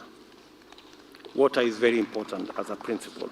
We have sat down with experts and we have agreed that this time round, we are going to have a different strategy of deploying water, especially from the big dams. We have 57 dams that we already identified as government last term. We have changed, or we have agreed to work on a different strategy of delivery. The same way we have power purchase agreements, we are going to work on water purchase agreements so that we can bring the private sector on board. There are many people who are willing to invest in our huge dams or even in underground water. For example, the Turkana aquifer there are proposals from the private sector that if we give them a water purchase agreement, they will be able to invest their own money. And the same way they sell us power, they can sell us water.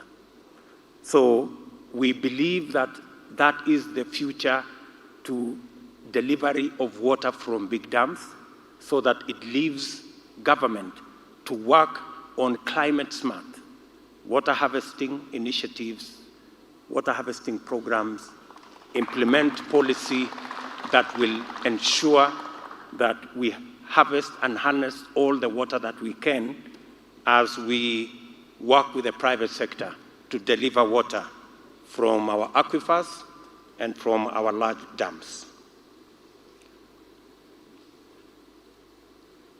Finally,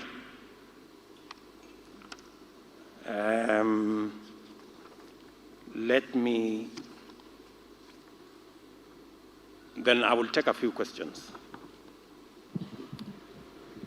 Let me go finally to governance. We are the team that will complete the implementation of the 2010 Constitution. We believe that rather than mutilate the Constitution for political expediency, there is a lot that needs to be completed in terms of implementing the 2010 Constitution.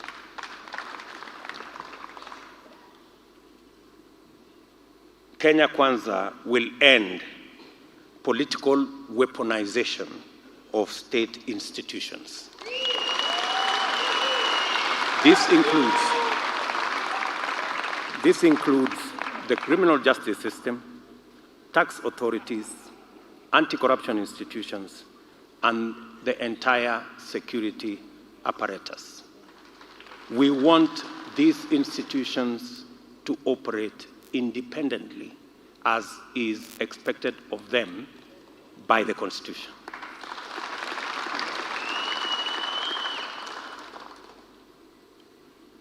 In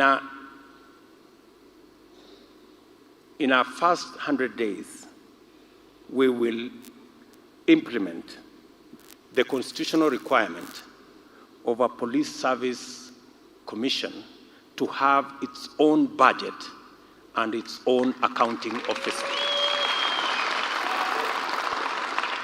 We do not believe that the police should be begging for money from the office of the president. The police should run its own independent budget with its own accounting officer. The saying, "He who pays the piper calls the tune," is the current problem with our criminal justice system.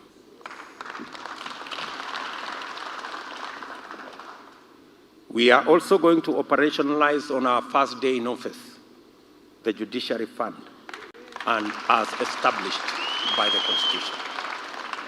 We believe the judiciary must be independent, operationally, constitutionally, and financially. The 2.5% of the budget required to run the judiciary will be made available to the judiciary, so that the judiciary can run its course, deliver justice, and do so in a timely manner. Because justice delayed is justice denied.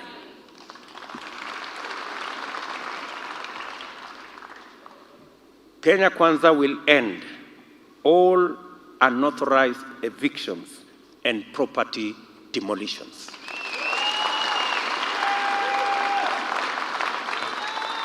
The kind of spectacle we see in Kariobangi and Korogosho is not only inhuman, it is unconstitutional, and it should never be allowed to to happen to any other Kenyan.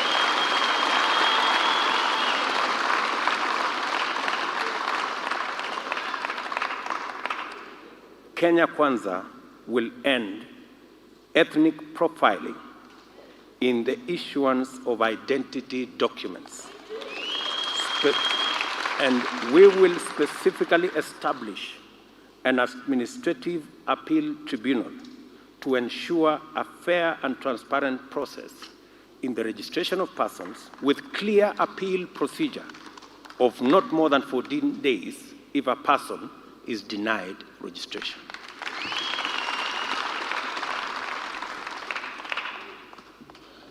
Of course, we will appoint all the judges nominated by the Judicial Service Commission to the Court of Appeal.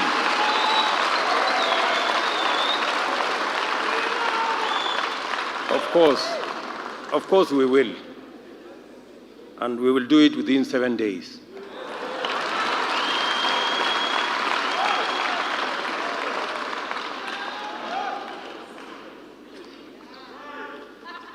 Kenya Kwanza will ensure that we respect, we protect, and defend freedom of worship.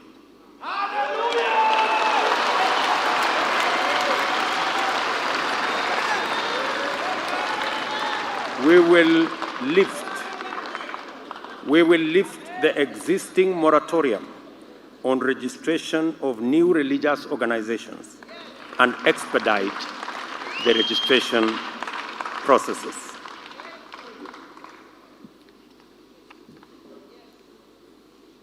We will complete the transfer of all functions constitutionally earmarked as devolved functions to counties within 3 months. And we will strengthen the intergovernmental institutions of Council of Governors, IBEC, the Summit, and make sure that they meet regularly. We will, of course, respect the devolved system of government and review the formula for sharing national resources between the two levels of government and allocation of the revenue by either level of government to take into consideration population and other factors provided for under the law. On public service under our security services, we will ensure that there is a contributory benevolent fund for families of fallen and terminally ill officers, including mental illness. We will harmonize affordable housing mortgages similar to that of the judiciary and parliament to be available for our public service and the police. We will ensure that there is horizontal transfer options for people in service with the rest of the public service. It should be able to transfer your services between the police, public service, the civil service, so long as they are the same cadre.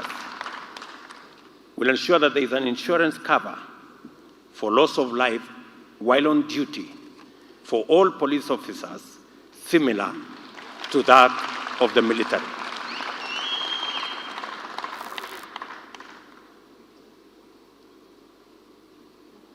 Security sector reform is good for everyone, and police reform efforts must not be wound back. Therefore, we will ensure that within the first 100 days, the Kenya Kwanza administration will commission a review that will consider improvement of remuneration and terms of service for all officers in the security sector to be commensurate with the current cost of living. And finally, we will deploy robust, creative, and engaging foreign exchange policy to raise Kenya's profile as a regional, anchor state, and amplify our partnership with the rest of the world, including Africa, USA, China, Europe, United Kingdom, India, among other partners.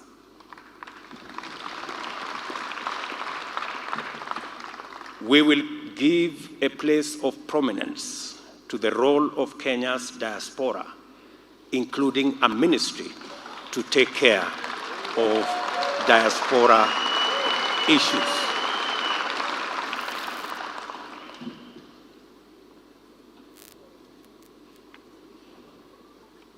Kenyans are rightfully skeptical of lofty promises and seemingly well-crafted plans that never get implemented.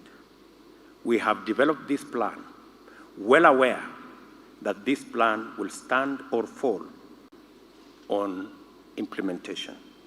We believe that the implementation plan outlined in this manifesto will demonstrate to Kenyans that this plan is rigorously appraised and financeable within the resources constraints that we face.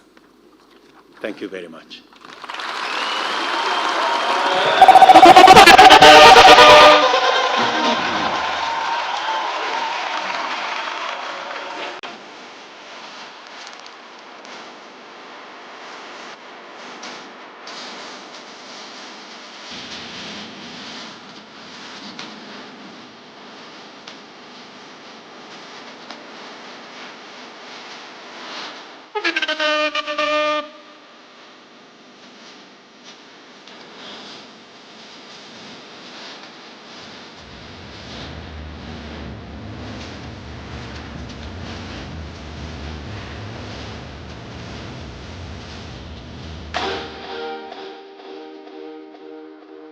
Right, let's take our seats again. Thank you very much. Thank you very much, Your Excellency. Another round of applause for His Excellency, the Deputy President, and Kenya's 5th President, inshallah. Let's get a few questions now from the audience. I will start there. Dennis.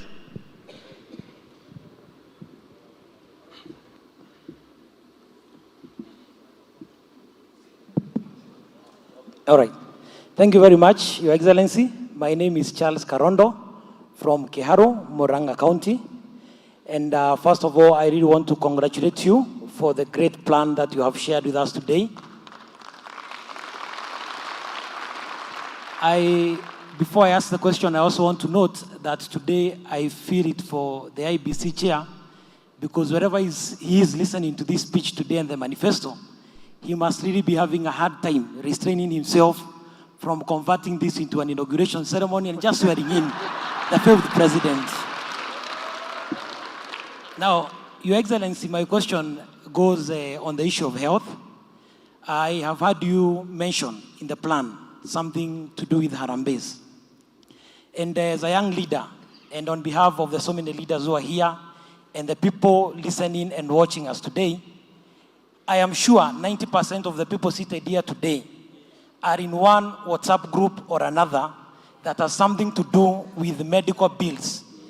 I am sure some are actually being added in WhatsApp groups as we sit here.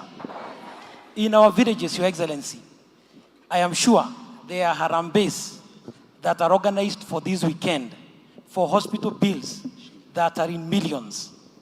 Also, Your Excellency, we have so many people who are missing the basic right of mourning their deceased ones because they are struggling with hospital bills, bodies of their deceased ones being held in hospitals for months, some even for close to a year.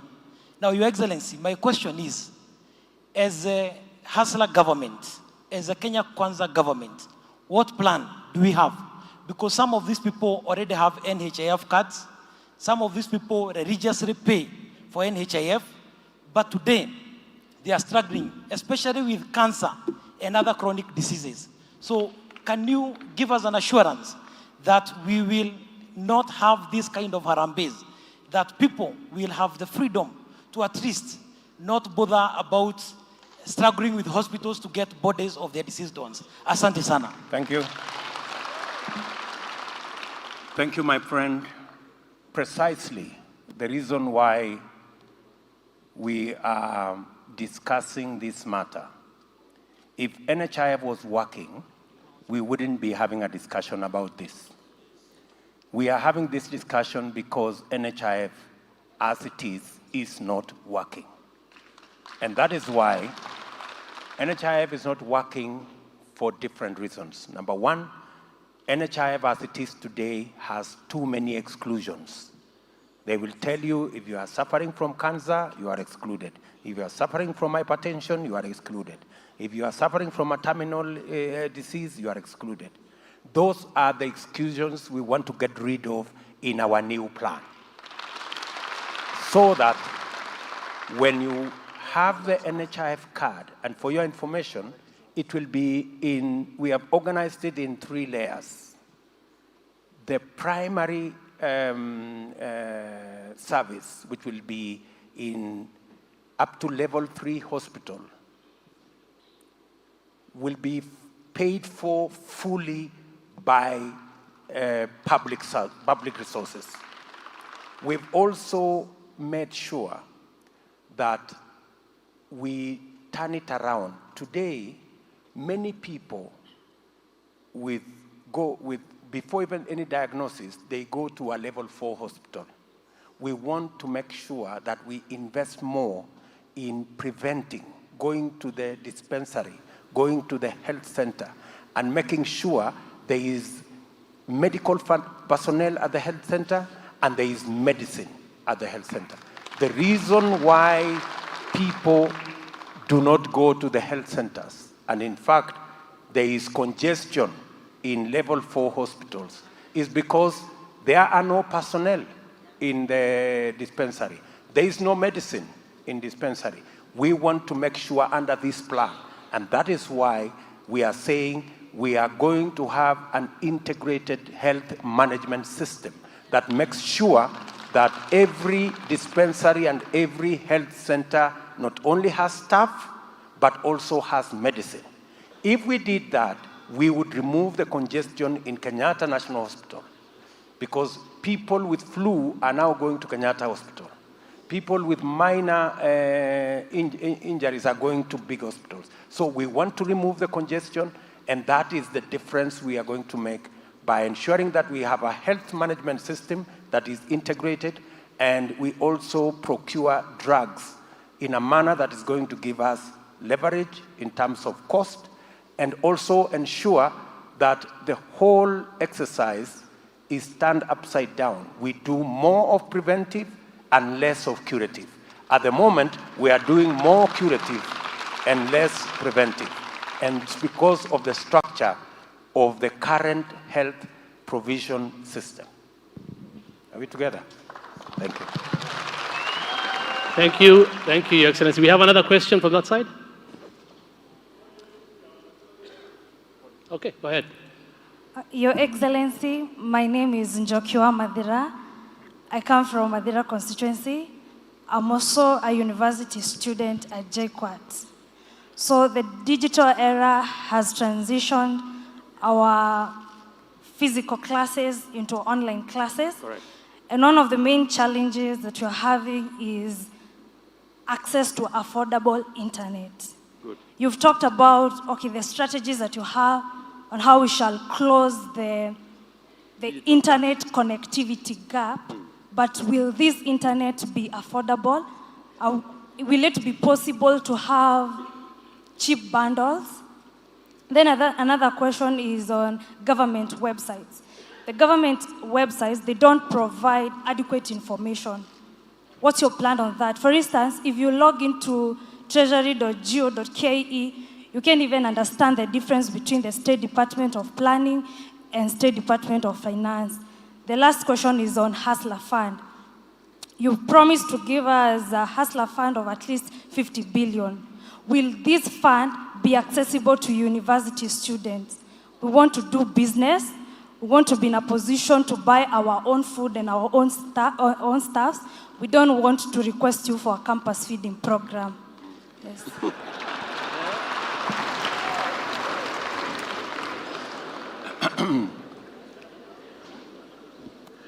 First of all, we will make sure under the program we have on the merger, we'll make sure that you get enough scholarship to buy food. So you may not need the Hustler Fund to buy food in the university, because we will make it work. The problem at the moment is that the scholarship you are being given is way below the living amount that you require to stay in college. So that's why you have to hustle around to close the gap on food.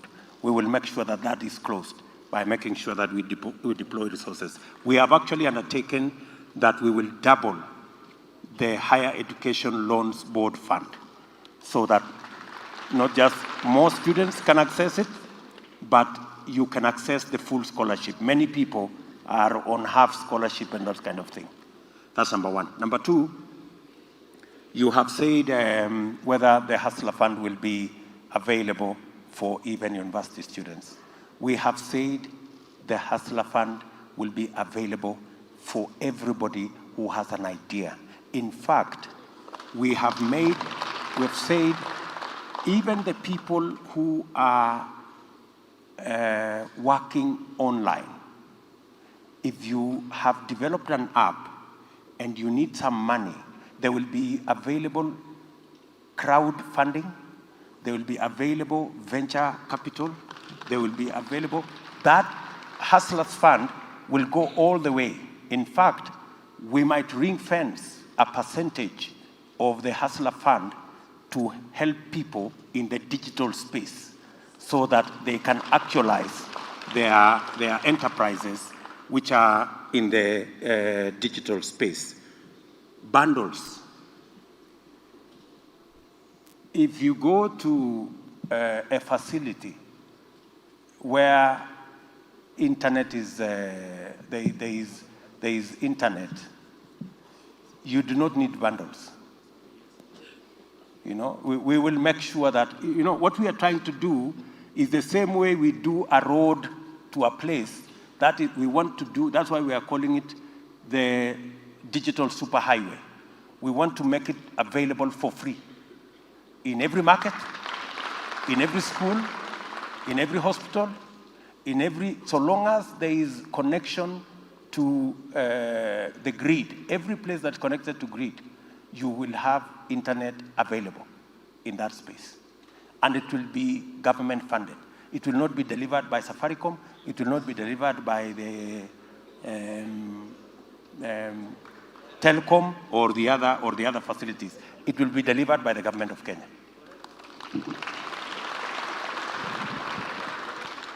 Okay, we have a question from this side. Thank you, Your Excellency. My name is Susan Mwende from Runyenjes constituency. The national chairperson was Super Naruto. My question is, what is your Kenya Kwanza plan on fighting corruption?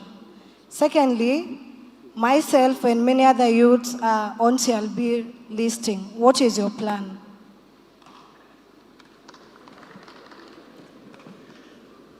You have heard me, my dear, loud and clear. We have said, as Kenya Kwanza, our strategy on fighting corruption is in depoliticizing and removing the weaponization of our criminal justice system. And instead, building those institutions, the capacity of those institutions, whether it is the DCI, whether it's the EACC, whether it's the entire police force, we want them to have an independent budget. We want them to control their budget the way they know how. We want them to investigate every incident without hindrance and without looking back and without anybody, without anybody telling them that if they go this way, they will not get funding. That is why we are removing That's why we are removing this office of the President Accounting Officer in charge of the police. We want the police to do their thing on their own. That is why we are saying the judiciary should have financial independence so that the judiciary can rule any way they want on any case without bothering whether they will get funding or not. That is our strategy on fighting corruption.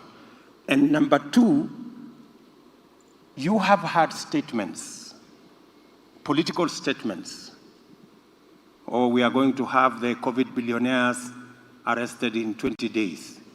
We are going to jail corrupt people. Those are political statements. Anybody who is serious about fighting corruption should be building the institutions that fight corruption. As Kenya Kwanza, we want to build these institutions to the level where if the president is corrupt, the system will have him arrested and jailed. As simple as that. That's what happens. That's how the president of Korea was arrested and jailed. It's because the system worked. It is not the president wanted. It is not because the president decided. If it was the decision of the president, would you think she would have been arrested? So a system where the president still can decide who is arrested and who is not arrested is not a system that works. It is as simple as that. Did I answer the other question? CRB. Wow. We have said that to alleviate the problem of CRB, maybe I can ask Mutua to say something about CRB. To elevate, let me do it first. To elevate the problem on CRB, we have said that the challenge of CRB is that today, many of the people listed on CRB have borrowed money either from Shylocks and largely Fuliza and the other predatory lenders. In fact, we have said as Kenya Kwanza, we are going to, if you look at our manifesto, we have said that we are going to have a consumer protection mechanism so that predatory lenders that charge interest rates that are unreasonable and punitive are excluded from the financial market, so that too many people don't end up in CRB over credit or over loans that they acquired that have impossible interest rates. So we are also going to protect consumers, whether it is consumers of financial services or whether it's consumers of other items, to make sure that nobody takes advantage of the people of Kenya. Yes, Alfie? You know, the problem we have in our country is that life is very difficult. Everything you try to do, there's a block. Somebody's always blocking you. There are documents to be filled. You cannot be able to get access to the youth fund. When you're going to fill youth fund documents, it's like filling out, even somebody with a PhD finds it very difficult to fill those documents. It's difficult. When you're going to get passports or other documents, it's difficult. Life in Kenya becomes very difficult. So one of the things that Kenya Kwanza wants to do is to make life simple. When you make life simple, when you know you can access a youth fund, when you have other access of finance, then you do not find yourself in the quagmire of the CRB. And then also, we need to be in a country that is also realistic. When people get into business, especially young people, yes, they are going to default. There are going to be problems and a few problems. I have met people in Machakos and other places. People are just trying to be shoe shiners already in CRB. People are suffering. Watu, hakuna mtu yuko na simu moja siku hizi, kila mtu ana simu tatu. Anakuambia tuma kwa hii, usitume kwa hii, because it's all about Fuliza. So as Kenya Kwanza, and we've had the manifesto, it's about, as we lower the cost of living, we want to make the life of Kenyans bearable. You want to be able to wake up in the morning, go out, do your thing, work hard and you'll get a return at the end of the day and unaweza jienjoy. And that's where it comes down to. So hii shida ndogo ya CRB, hiyo itaenda wakati Kenya Kwanza itakuwa kwa ofisi. Thank you very much. Okay, we have another question from this side. Good evening, everyone. Your Excellency the Fifth, good evening. Good evening, sir. My name is Senator Ambrose Lasoi from Nakuru, and I am the Kenya Kwanza PWD Aspirants Chair. I have a question, and I'll take you back to higher educational loan boards. I want to know the plan of Kenya Kwanza on the repayment of help, especially to scholars who don't have anything and they want to pursue their second level of their studies. And on this case, Your Excellency, we have persons with disabilities who want to continue with their education, especially on master's program. And I want to take that case on my example. I went to KU some 3 years ago, wanted to take my master's program, but they didn't offer me. But they directed me that the only program I was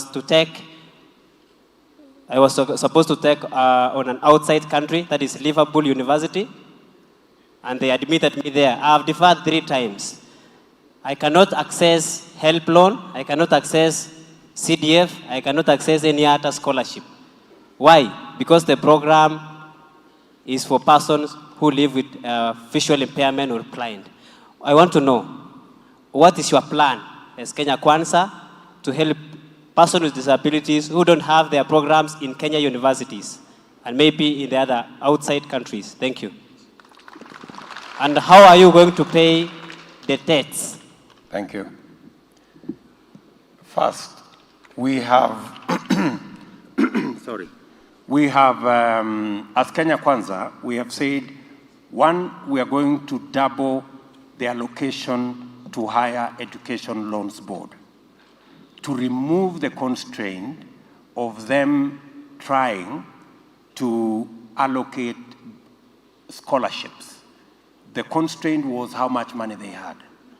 With the increased allocation to Higher Education Loans Board, I am sure they might consider your application this time favorably.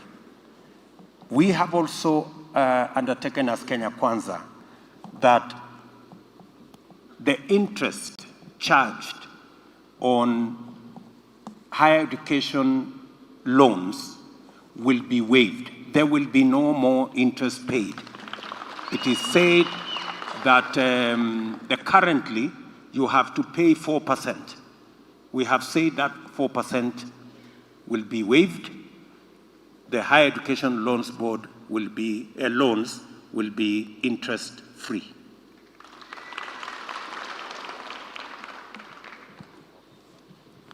Senator, I hope I answered your question. Thank you very much. Okay. One more question. Your Excellency, my name is Lemayan. My name is Lemayan from Baringo South, Ilchams community. My question is, I have 2 questions. One, what is the place of the minorities in your government? Having in mind, where I come from, Ilchams community go towards in a county, but the number of times I've seen my governor launch projects there cannot be mentioned before this platform.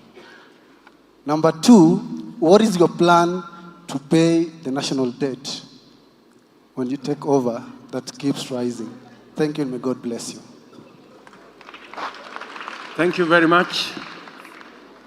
On the issue of minorities, I think I will ask my good brother Moses Wetangula to say something on the minorities. And on the issue of debt, I'm going to say something and then I'm going to ask my good brother Musalia, who is a guru in that space, to tell us the how. Thank you. Thank you, Your Excellency. First, I must salute you for your superb delivery this evening. I think it's succinctly clear. Now, any society, Kenya included, and more particularly Kenya Kwanza, will be judged on its performance in the manner it treats and handles its disadvantaged people, PWDs, minorities, our women who have been neglected for a long time by punitive laws, our youths who are discriminated, and so on. So Kenya Kwanza will have a deliberate, positive, affirmative action in every respect to ensure that those who have been left behind because of historical prejudices and injustices are lifted to a level where they feel proud being Kenyans. Whether you are an El Chamus or James or whatever, in many places, we come from counties where we have minority communities, either the migrant minorities or the minorities because their numbers don't match with the majority communities. We have enough law, we have enough provisions in the Constitution, and what has been lacking is the will to enforce and implement the law. Kenya Kwanza will have zero tolerance to discrimination of whatever form, in whatever manner, against anybody. And that is what we will do. Thank you. Thank you very much. On the subject of debt, you remember I said here we are 9 trillion shillings in debt. Our repayment this year is going to be more than 1 trillion shillings. And that's not a small matter. In fact, if we don't check on debt, shortly we will just be budgeting to pay debt. And that's it. So, as Kenya Kwanza, the plan we have here, you heard me specifically say 3 things. Create jobs or employment, expand the tax base, and grow tax revenue. That is the strategy of our plan. As we grow our agricultural sector, we are focused on growing revenue, tax revenue. We are actually focused on expanding the tax base. The 10 million people, we want to enable them to do business. Our idea is we want them to have money in their pockets so that they can buy goods and we can be able to get tax revenue. The strategy on digitization is to increase traffic in business so that we can get revenue. The strategy on manufacturing is so that we can do jobs, we can expand the tax base, and we can also increase tax revenue. So the whole strategy we have made here is supposed to increase our tax revenue. And finally, as Kenya Kwanza, and you have asked a very important question, we are targeting how we are going to get a quick return on the investments we are going to make. That's why I told you earlier, we are investing in agriculture because we know in 6 months, in 1 year, we will get a return from it, which means we can be able to invest elsewhere and pay our taxes and pay our debts. And finally, in the body of our manifesto, we have a strategy on how to take our tax revenue from 1.8 trillion to 3 trillion. Let me tell you how. At the moment, for example, we are collecting 52% of collectible VAT at the moment. In other words, we are collecting 3.6% of our GDP from VAT. We want to double that. How are we going to double? By collecting every collectible VAT. How are we going to do it? Rwanda, 5 years ago, went the digital way. to digitize all their payments. They were at 4%, collecting VAT as a percentage of their GDP. They are now collecting 8%. South Africa is collecting 11%. Kenya is collecting 3.6%. So we will embark on a computerization and digitization process that currently cannot happen because of conflict of interest. It cannot happen today because there are people in big places who do not want to pay tax. They want to keep exempting themselves from paying this tax and paying that tax and paying the other tax. So our position as Kenya Kwanza is that we are going to digitize especially the collection of VAT and the whole space of our economy. By so doing, I promise you, we will collect another 450 billion that today we are not collecting. And if we collect another 450 billion, we will again collect another 150 billion that we are not collecting on corporate tax. So we can easily, just by doing computerization, we can move our tax revenues. And I want to commit to the people of Kenya that in 3 years, we should be at 3 trillion. President Mwai Kibaki showed us that it is possible by closing loopholes to be able to drive your revenue collection. He did it fourfold, almost fivefold. We can double, at the very least, revenue in 5 years. That will give us more space for us not only to retire debt, because for your information, 70% of the debt we have is domestic debt. We borrowed from banks here. That's why ordinary business people cannot be given money by banks. Why would a bank risk giving a trader money when they have free money from the government? Because if government is giving you 12, 13%, why are you going to lend to Wachira? And with all the risks. That's why the private sector is starved of financing today, because government is borrowing domestic.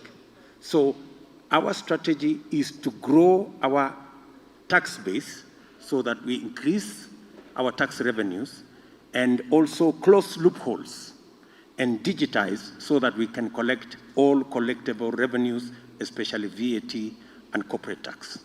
That way, we will have not only resources to run our affairs, but we will also have resources to retire our debt. And lastly, as I said here, we are already in a hole. So the first thing we will do is to stop digging.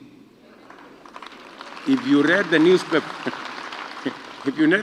yesterday, it said we are borrowing 2.5 billion shillings every day.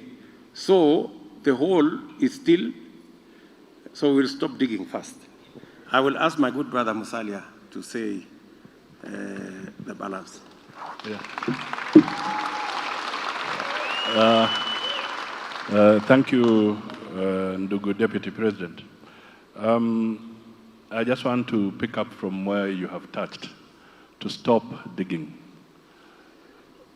One of the critical areas is to make sure that the programs we are talking about are within the confines of a balanced budget, so that we can cut down on the desire or the appetite to borrow. The Deputy President has given examples of how we can grow revenue, but on the other side, we must make sure that we start working towards curtailing these huge budget deficits that we have, so that we can tame this issue that we call debt.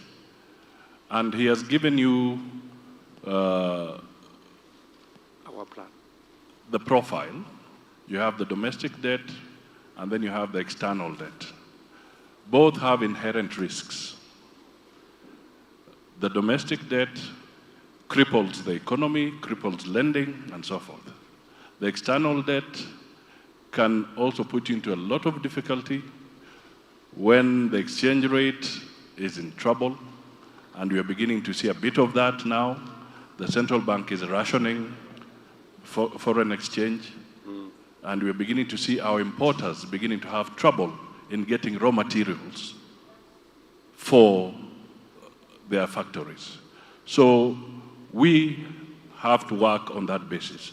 But I want to assure you, and the Kenyans who are listening, that there is also honor in making sure that you settle your obligations. So we as a Kenya Kwanza government will make sure that we honor our obligations, because these are sovereign debt. They may have been entered into difficult situations, but primarily, we must be a country that pays its debt. And as Kenya Kwanza, we intend to do just that. Finally, let me highlight that within the Kenya Kwanza fraternity, there is Honorable Sakwa Bunyasi. Sakwa Bunyasi is seeking to be governor of Busia. He's an economist. He has worked with the World Bank. And Sakwa Bunyasi has actually brought a bill which was deliberately delayed until Parliament has gone into Sine Die, which was to tackle the issue of transparency and better risk assessment and management of our public debt. When we take over, we will make sure that that bill finds its way to the floor of the House. And just something that the Ilchamos young man mentioned, I wish to remind you, maybe you are not there, that we went with the Deputy President Ruto to Baringo, and we were guests at a gathering of the minorities, the Ilchemos. And it's good to also note that in the Deputy President's office, he has an officer who is dedicated to looking into the issues of the minorities. Thank you. Thank you very much. There will be a Maybe question. we can take another two or so questions. And in succession, please. Yeah, we would like to ask 3 questions from this side, so you will get all of them, Your Excellency.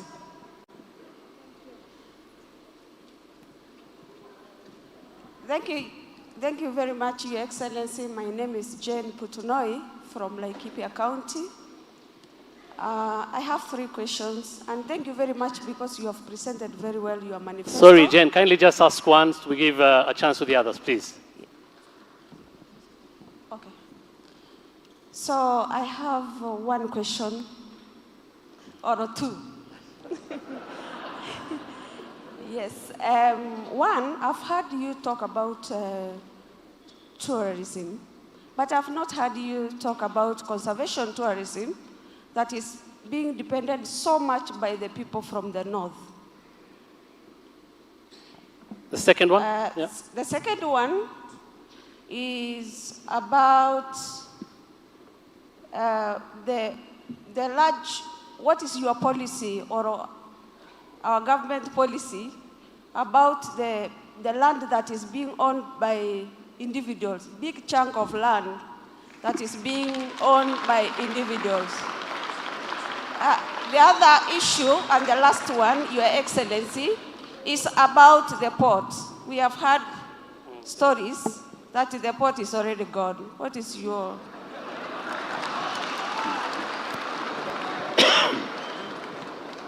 Excellency, just before you answer, please take this. I'm Kellen Karemi from Meru County, and my question was to our 5th president. What's your plan to separate the powers between the three bodies, the Parliament, Judiciary, and Executive. Another, it's a request, Mr. President, for now I can call you Mr. President, about mental health. You see, in our forces, police are killing others, and even in our homestead, there are so many homicides. I would request that all institutions, when you take this government, that you employ at least 5 psychologists in all institutions, schools, colleges, and police, maybe forces, at least to help them to have coping skills for mental health issues. Thank you. And finally, from this side. Thank you very much. Good evening, all of you. I really appreciate how our fifth president has paraphrased everything. My question is on, you are in Mandera the last 2 weeks, and there is a question we also ask you on matters of security. It's like extrajudicial killing. That was the agenda we have talked about the whole night, and you are aware. And one as Kenya Kwanza, I am also a candidate, MP candidate Mandera West, but when I go back, my people will ask me on matters of security that was discussed on national TV. So I need to make it clear so that my people will understand these things on air, that matters of extrajudicial killing, where our people, where our people just disappear within an air, we cannot find our colleagues for the last several years. And in the end, we found them in forest and other places. So I want to ask Kenya, what is our question? The other issue on the Hustler Fund, please. Hustler Fund on 50 billion. My people would like to benefit on that fund. And of course, what is as Muslims or as our religion, we are not allowed to take interest. Is it a free interest, or is there interest in that billion? Even we are learning. Thank you. Thank you very much. We will make the Hustler Fund Sharia compliant. So you don't have to worry about that. And we are actually going to make sure that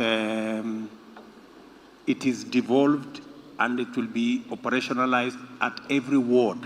It will not even be at the county. It will not be at the constituency. The Hustler Fund operating unit will be at the ward so that many people can have access to it. So your people, your great people will have access. I know you are worried about your people. So let me ask J.B. Muturi to tell us about the separation of powers. Somebody has asked here about the issue of the legislature and how we are going to work around that. I will ask Rigathi Gachagua to tell us something to answer the question on the police and homicides and that kind of thing and what needs to be done.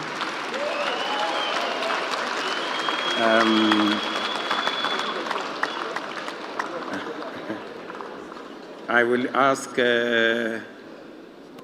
and also, maybe you can also take up the question of, I think that was answered. We actually said that Kenya Kwanza will end extrajudicial killings, number one. Number two, we will go further. We will establish in law a Coroner General Office that will make sure that complaints against people who disappear are investigated. And those who make those people disappear, whether they are security agencies, are held to account, or whether it is any other person. So I think on that issue we have, I will also ask Anne Waiguru to tell us something about conservation tourism, which is one of the issues there. And then I ask Moses Kuria to say something about the port. And then I will ask Alice to tell us about, she knows our strategy on compensation of absentee landlords and the commitments we have made. So, and Alice Wahome. So let us start with, I think we start with Alice. Can we start with you, Alice? Huh? Oh, JB, oh, sorry. Sorry, no, it's okay. It's okay, you can go ahead. Thank you, Your Excellency. On absentee landlords, and there are many, and especially in our coastal regions, and even some areas here in Nairobi and elsewhere, I have interacted with some of our proposals from the regions regarding the subject, and the proposals and solutions also being offered from the people themselves is that the government can take up a very quick, in-depth, detailed audit so that we can establish where these landlords are, if they exist, the amount of land by way of acreage that is held by the so-called absentee landlords, and then the government will take stock of that. Most of the times, the solution given by the people themselves is that the government can buy the land and redistribute to the people at the cost of government, because there is a cost to the land staying idle. We are not farming on it, we are not doing any economic activities on it, and therefore the question of even paying lease fees is not sufficient. We would rather utilize the land. I hope that answers to some extent the question. Thank you.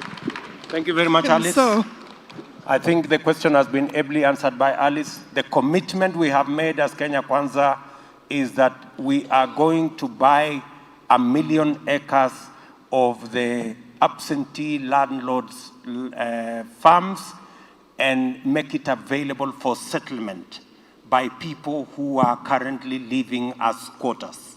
It is not right, 50 years after independence, that we have Kenyans living as squatters. The same way that we did at independence, this is another moment where we are going to spend public resources to buy land and settle Kenyans who are living as squatters. I think that is, with clarity, our intention. And this was brought mainly by the people from the coast region. But I can see it is spread elsewhere. JB Muturi can now respond to the issue of the management of the separation of powers. Thank you very much. Thank you very much, Your Excellency, and for the questioner. I want to begin by saying that Kenya is not unique in practicing a system where there's the executive, the judiciary, and the legislature. But we become unique in how the three arms relate. I want to begin by appreciating the commitment that Kenya Kwanza has made, and if you read through the entire document, about this issue of separation of powers. His Excellency has already stated categorically that we'll operationalize the judiciary fund so that the judiciary does not have to keep looking behind their backs to know what decisions to make in which disputes. Indeed, Kenya Kwanza, in this manifesto, has committed to strengthening the Chapter 15 commissions, both financially and operationally. That speaks to the respect, the high respect that Kenya Kwanza intends to give to the whole gamut of the subject of separation of powers. I'm aware that many people are quite apprehensive, Your Excellency, because the president is elected through a political party and will have members of parliament who, as we have seen, tend to be sometimes swayed to vote in a particular way. But I want to state that the commitment that has been made by His Excellency the Deputy President with regard to operationalization of the independence of various institutions is commitment sufficient enough to ensure that there will be no question of anybody saying that this one is extending their mandate to the functions of the other. But it is also something that we cannot run away from, the fact that His Excellency has a range of policy matters contained in this document, which will require legislation. Legislation will be originated from various government ministries, but it goes to Parliament. His Excellency the President, as we believe is going to be, has committed it is up to Parliament to go and debate, because the members of his party know the commitments that we have made to the people of Kenya, so that the policies are implemented through legislation. That should not be seen as interfering with the operations of Parliament. Parliament will still have its own way, but remember, whatever laws that Parliament will pass have also to be ascended to in order to become law by the President. But I want to give a commitment, as His Excellency has stated, that this manifesto, if you read through, you will see the high commitment, the heavy commitment about the rule of law and the separation of powers. Thank you. Thank you very much, JB. Very well put. We are believers in building institutions. Kenya Kwanza does not believe in personality cults. We believe in institutions. We will promote and respect Parliament as an institution. We will promote and respect the judiciary as an institution, because it is only by so doing that we can build institutions strong enough to support the kind of program that we want. And I was once told that the best way to support an institution is to criticize it when it goes wrong. So we will be open to criticism from any quarter. And we will also point out to other institutions when we see they are not doing the right thing. And that is the nature of democracy. But we will ensure that every institution has what it takes to discharge their mandate in accordance with the Constitution. Let me request Anne Waiguru to speak to us on the subject of, we spoke about tourism and the products we want to change. Maybe you can say something about conservation tourism. Thank you, Your Excellency. On conservation tourism and generally on the tourism sector, you have had at this point in time, we have been stuck at about 2.5 or so million tourists coming to the country. And also we have a limitation in the advancement of local tourism. And our conversation is not just limited to conservation tourism, which I would understand you meant conservation of wildlife, but also we have conservation of our natural resources, of our wetlands, of our forests, and these are sectors that we would want to explore with regard to tourism. But broadly, even beyond that, we would want our tourism sector to expand to focus on other things, adventure tourism, agricultural tourism.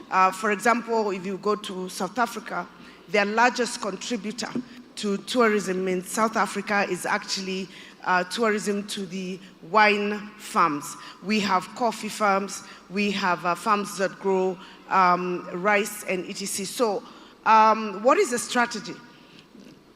The strategy is to provide incentives that make it possible for people to provide services that will encourage people to go and tour and participate in those areas. Like, for example, in your area where we're talking about the Savo, or if it's the areas where we have wildlife, the government would provide security, ensure that those people who are coming for tourism in that area feel secure enough to go and explore.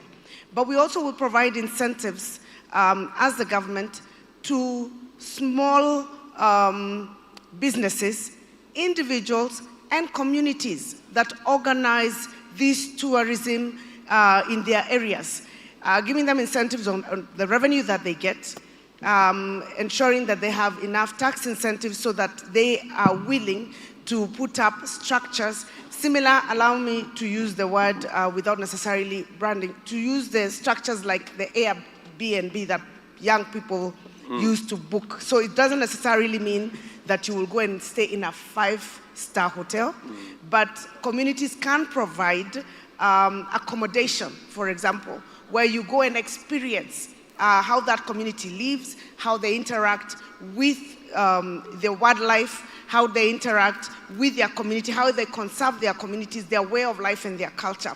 So that incentive structure and ensuring that there is adequate security, and also providing incentives so that communities that are not very well off can provide for the middle and lower class to be able also to go for these tourism excursions, so that instead of spending 10,000 shillings a night, we can have groups, whether it's from university, young people, people from our communities leaving our counties and going to, let's say, the county in like Kipia, and the young people are secured, they're assured that the government is providing adequate security when they go, for example, live with the community, camp out there, find these facilities, because there will be internet. Some of the things that this internet is going to help us do is that those people will be able to market the services that they provide, so that you know that they exist,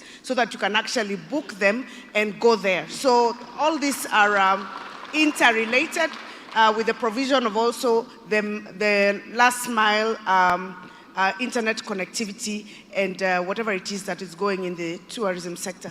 Allow me, Your Excellency, to just add one thing on another issue that I think we discussed, and I just want to draw an interlinkage with the issue of debt repayment. Right now we have a problem, a shortage of the foreign exchange. And I just thought it's important that we mention that when you talk about the agricultural sector, and you say that you're going to increase the production, say, of rice.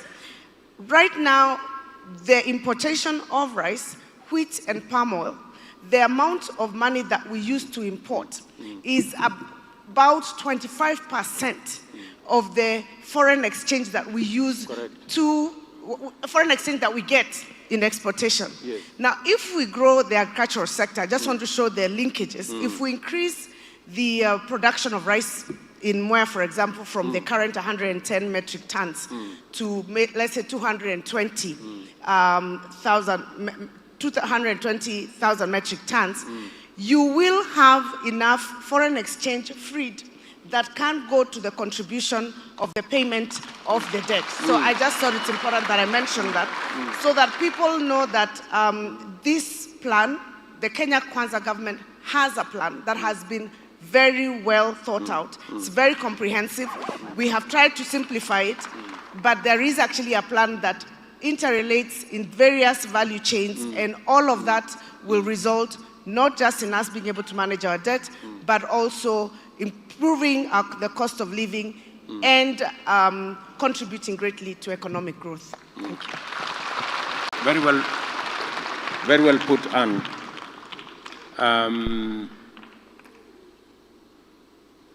What Anne is saying is we are spending 25 billion shillings to import rice. If we grew that rice here, we wouldn't need the foreign exchange to import it. It's as simple as that. And that 25 billion shillings will be available to our farmers. It is as simple as that. And that's what Kenya Kwanza is saying. So we will not only be saving our foreign exchange, which we are using currently to import products that we can grow, but we will also be putting money in our farmers' pockets.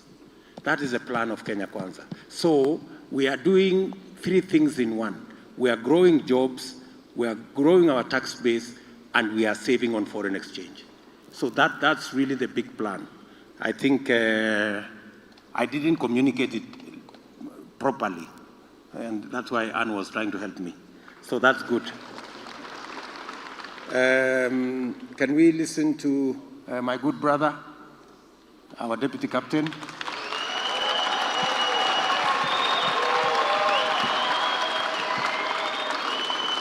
You have two issues, the police homicide and we have security killings. And, Thank you, Your Excellency. First and foremost is to congratulate you on your very able delivery of our agenda. Umecheza kama wewe. Secondly, is to confirm to the people of Kenya that what our leader has delivered today is a culmination of a consultative process with the people of Kenya. And all the issues that have been proposed here are a product of the priorities raised by the people of Kenya. And indeed, even the police interventions is a very wide consultative process with the police, chini ya maji, because if they talk to us in public, they would have been sacked. So all the interventions that have been made here has been a very wide consultative process. We have very serious homicides across the country and security breakdown because, first and foremost, the police service is demoralized. For the last 10 years, nobody has bothered about the police. The last time their allowances and their salaries were reviewed was the time of President Mwai Kibaki. Yet, the cost of living has really hit our police officers to an extent that in the police lines, every month, there are policemen shooting each other or killing themselves because of depression. The policemen, we must empathize with them because they feel very bad because they have been totally misused and nobody has bothered to think about them. Monies meant for criminal intelligence by the DCI has been held at the office of the president by the accounting officer. And this is money that now will be free once we get an accounting officer for the police service, for the National Police Service. They'll have money for criminal intelligence. There is a fund at the office of the president controlled by the accounting officer there. That fund for the last 5 years is what has been diverted to fund the BBI, to fund the Azimio campaign, and build hotels for that accounting officer across the country. And this is money now that will be available to the police, and that will create an enhanced efficiency. Because it is money that is confidential, it is not audited, it is not accounted, and the police can use it to buy information.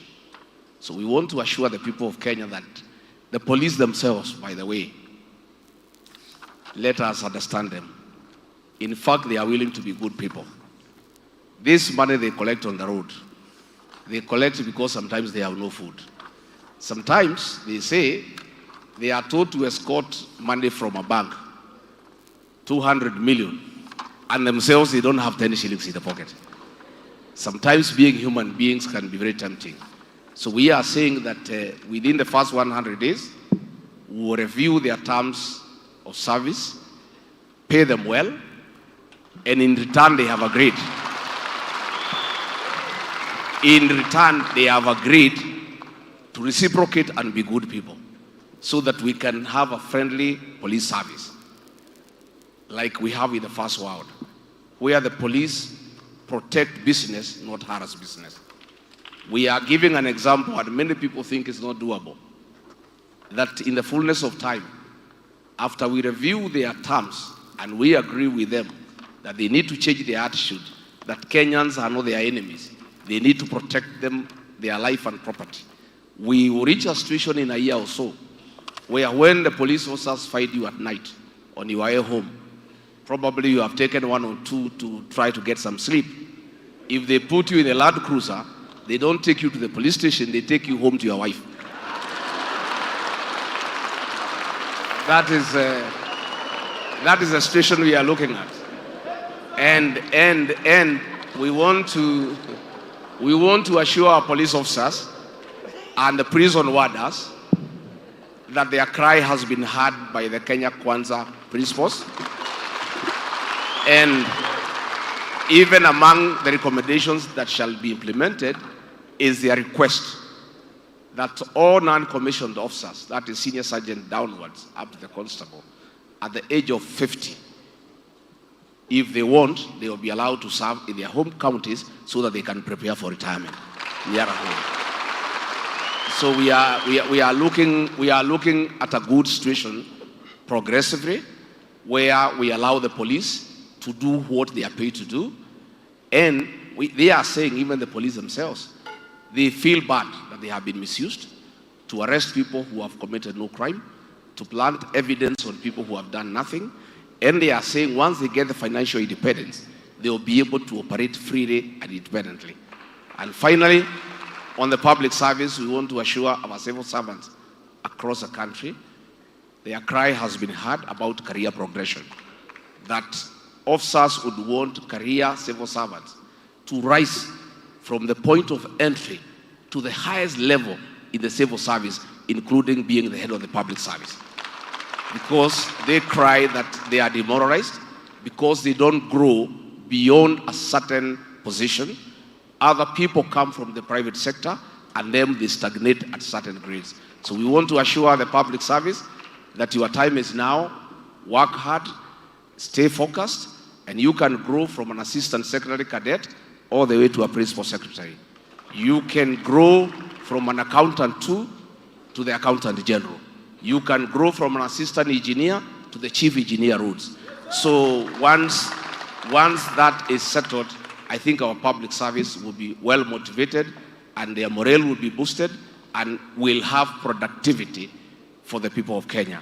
And we have asking the public service that the people of Kenya want less and less government in people's lives and more services to the people of Kenya. Thank you, Excellency. Thank you very much.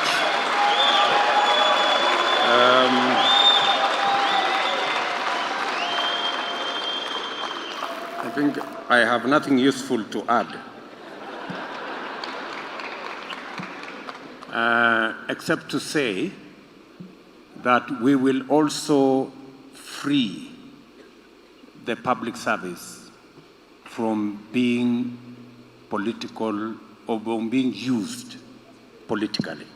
We will want a professional public service that serves all Kenyans irrespective of their political affiliation.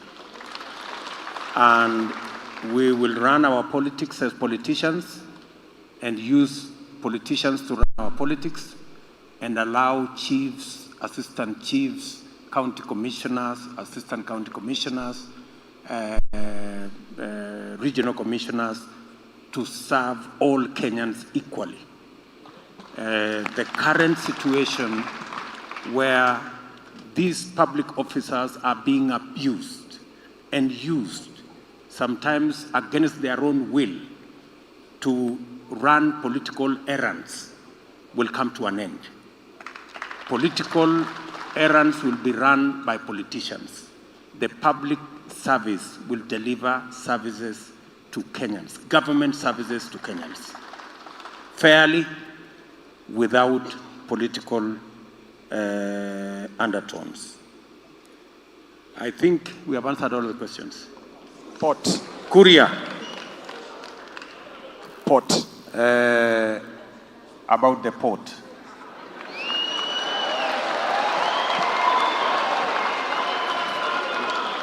Thank you, Your Excellency, for asking me the most controversial question. But I'm sure you have asked me because you are aware that I was fired as a vice chair of the Transport Committee because of asking questions. Yeah, I knew you were in the Transport related Committee, to so you are the most our transport and infrastructure sector, which is one of the sectors that has been bedeviled by an animal known as state capture. It started with the takeover of our ports, berths number 20 and 21 in the port of Mombasa, and giving it to a foreign company by the name of Mediterranean Shipping Company. We were promised that we will get 10,000 seafarers trained and hired by that company. After it was given away, not a single job, not a single Kenyan has been hired for these jobs. We saw it further with skewed budgetary allocation. When we talk about moving the port of Mombasa to Naivasha, to private land of some people, that is the epitome of state capture. We saw it further in the aviation industry, which you have touched on. The attempts to merge Kenya Airways with Kenya Airport Authority and creating a behemoth that was supposed to create a big enough balance sheet for some people to be able to continue leasing their aircraft to Kenya Airways, which we know. So I've got good news and bad news. The bad news is that it's true that there are reports that the port is gone. The Honorable Musalia Mudavadi and the team elaborated on this yesterday, and only then did our Cabinet Secretary for National Treasury attempt to respond to it. So I have reasons to believe that the port is gone. That's the bad news. But the good news is that within the first 7 days of the Kenya Kwanza administration, we shall reverse all that.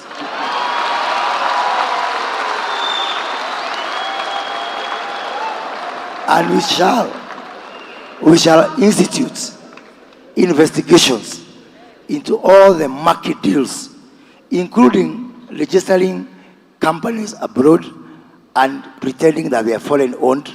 We are going to lift the veil of incorporation to identify the ultimate beneficial owners of these companies, including the so-called local partner for the Nairobi Expressway, which you know very well. They are people, it is done by people who are in this government who accuse other people of corruption, and they pretend to be cleaner than Caesar's wife, but they are actually rotten and they are mired in corruption. So I want you to ask Your Excellency, ukishindwa na mtu wa kufanya hiyo kazi, niachia watu nitanyorosha. And let me touch on something that slightly unrelated. Somebody asked about the Hustlers Fund, which is very close to my heart.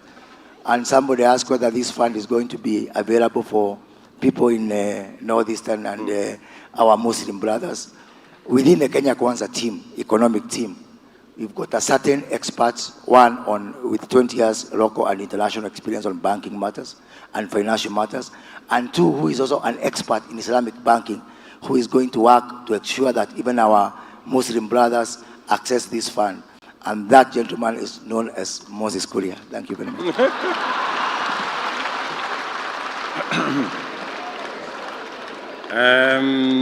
And it's not a joke that Moses Kuria actually is an expert in Islamic banking, because he has been in the banking industry and he is a worthy professional in that field. So I think we have made we have answered all the questions. We have already committed ourselves to ensuring that all the port operations that were removed from Mombasa on day one we are going to reverse and make sure all port operations go back to Mombasa. That commitment we have already made. Thank you very much, Your Excellency. The question still won't stop coming, but I think we have to come to bring this to a close. And we should have, I think, the next few days to read the manifesto, then ask more questions from an informed position. Okay? But there's still one, I'll just ask. It's okay, it's okay. I'll just ask three more burning questions, one from there. Good evening. Good evening, Your Excellency. My name is George Mwangi. I'm a freelance photojournalist based here in Nairobi. My question is, what's your plan for the film sector and filmmakers as a whole? Your Excellency, if you allow me, I'll follow up with two more.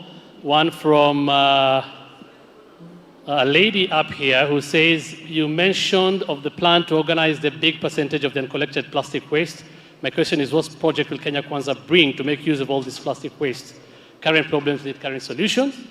And then there's another question on, actually this is from online. Amran from Sunderland says, you mentioned, how do we expand Kenya's economic and commercial interests abroad as part of broadening foreign exchange? Bearing in mind, you also, President Biden has also talked about bottom-up. And then there's a question from CI, I think. Okay, we'll get you the microphone finally. We'll get you the microphone. We have to bring this to a close. We'll get you the microphone. And there's one more here. It's actually a compliment, Your Excellency. Okay. From Mandos. This is somebody we were with in the Nairobi Economic Forum. And Mandos is actually saying he's very happy. You can stand, Mandos, so that people see you. Mandos, and I was a witness. Mandos is actually saying he's very happy because his proposal on solid waste management has made it to the manifesto. And this is what we mean when we say this is a people-driven process and it's a manifesto that has been authored by the people. Your Excellency, please. Thank you very much. My names are Eric Omondi, popularly known as Mandos. Going by my second name, it's obvious that I'm good in English, but I'll choose a language that will communicate to both the audience and the people I represent here. During the Economic Forum for Nairobi, I was invited by the Honorable Governor, Mr. Sachs there, and with my team from Nairobi, we laid out a very, very great program on how solid waste can be managed in this country. Today, I've got the belief, because even the incoming president told the incoming governor to stand up so that people can understand what he means by goodwill of the people who deal with solid waste. On that part, I say thank you very much, Chief Hasla. Thank you, Mandos. I remember you. Thank you very much. Yeah, I remember. On the matter of the film, as we wait for the other person to ask the question there, you've asked me about the film industry, what we're going to do about it. First, we will make sure that we will expedite the passage of the Creative Economy Bill. That Creative Economy Bill will actually give us the film fund, because therein, in the Creative Economy Bill, we have built in a fund.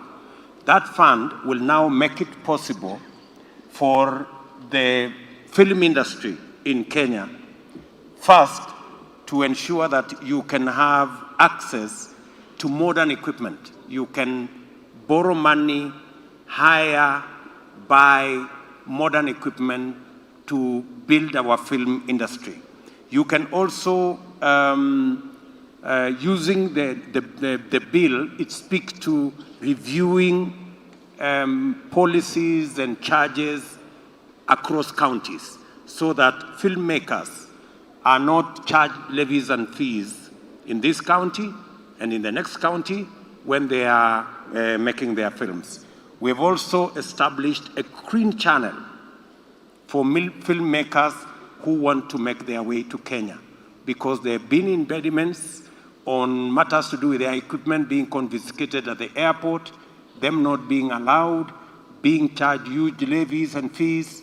We are going to review all that so that it makes it much more easy for filmmakers to find their way to Kenya.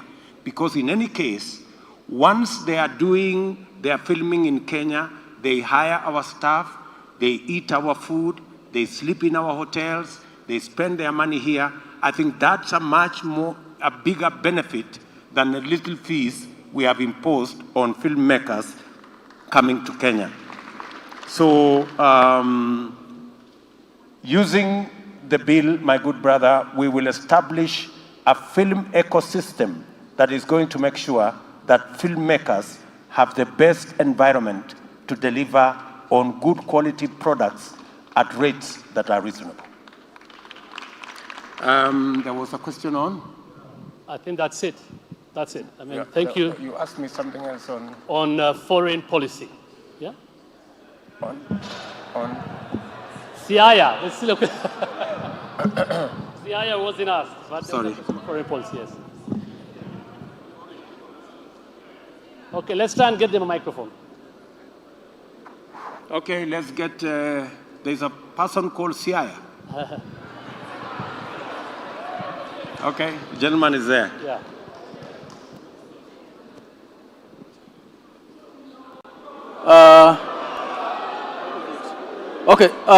Mr. Hussein, I want to appreciate you and His Excellency the President. I'm Vitalis Ochieng. I'm from Ahero, a candidate for Ahero Ward, Nyando constituency, Kisumu County. I just had one concern over the production of agriculture. For one, in Kisumu or in Nyando, we are dying. One, we are having factories, sugar factories like Chemelil. We have Moroni and Miwani, which died long ago. I would wish to request or ask if what plan as the Kenya Kwanza we have for these factories, because the life is terrible. Even if somebody may think that Kisumu is okay, but Kisumu is no more. Thank you. Thank you very much for your question. Asante sana. Baba, mimi kwa majina naitwa Bernard Odinga, mimi ni candidate huko Rarieda constituency. Na mimi ni mvuvi pia. Sisi kazi yetu ni kufua samaki baba. Kwa ajenda zako hatujasikia tutapata usaidizi namna gani kule Siaya. Kwa sababu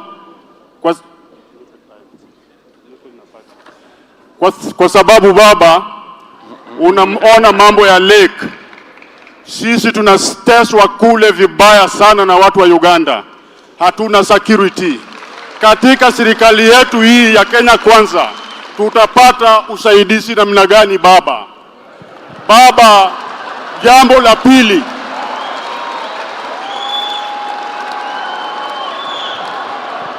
Okay.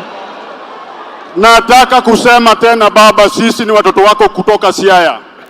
Wakati ulikuwa Kisumu nilikuuliza kuja Siaya, ulisema after December. Bado ninakuomba sasa kama candidate yako. Tafadhali, tuko Siaya, tuko na governor Siaya, tuko na women rep Siaya, tuko na makandidate wako wengi Siaya. Baba, kuja Siaya, hata kama ni kura moja tutakupea bwana.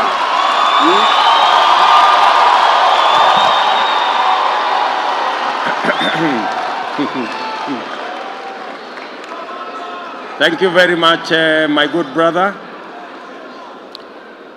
We have a whole chapter on our interventions in the blue economy.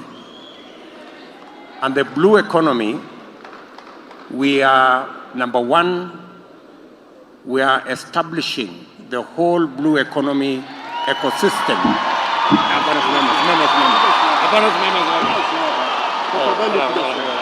Uko na watu wengi Siaya wanaogopa nini? Sawa bwana Bernard. Ero kamano. So, my good brother Bwana Omondi, the last time we were in the economic forum in Kisumu, you remember very well the subject of the blue economy, what we need to do about interventions in the fishing industry, the kind of fishing gear, the cages, the cage production of fish, and we undertook that we are going to have a comprehensive plan on the blue economy that will leverage on the competitive edge that we have as a country and deploy even the Hustlers Fund to make sure that fishermen and people in that industry not only have access to cold rooms, but also processing facilities for our fish so that we can add value and stop selling our fish raw. So I think we have a plan there. And on your request that I visit Siaya, definitely I will visit Siaya. Definitely. I think we're done. So, good people. Oh yeah, on the interventions on Chemelil, Mohoroni, and Miwani. Let me tell you, what I said about Mumias and Nzoia applies to also those 3 other sugar mills because they are government-owned sugar mills. We will not only write off government debt, but we will also negotiate with all the other stakeholders who have loans, whether they are banks or the other institutions, so that we can pay off those debts, get the sugar mills free of debt, and now begin the journey to make them productive once again, the same way the other private sugar mills are productive. That is the strategy we have so that we can continue to enhance the incomes of sugarcane farmers as we do for all the other farming communities. Thank you very much, Your Excellency. I think we should bring it to a close now. And we'll have more of such sessions moving forward, hopefully, to talk more about our manifesto and the policies therein. I want to invite Honorable Rigathi Gachagua and Honorable Fatuma Achani as we help the Deputy President now present what we call the plan to the people of Kenya, the Kenya Kwanza Manifesto. Okay, hold it. Yeah.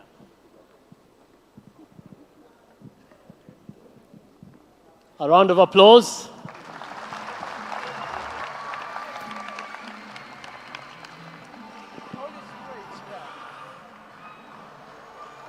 So check.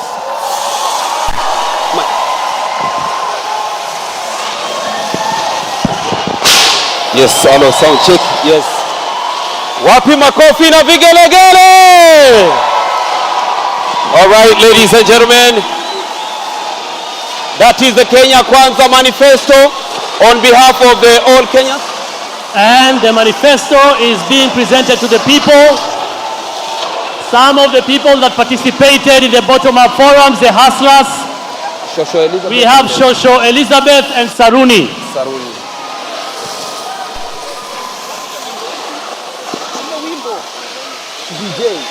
DJ.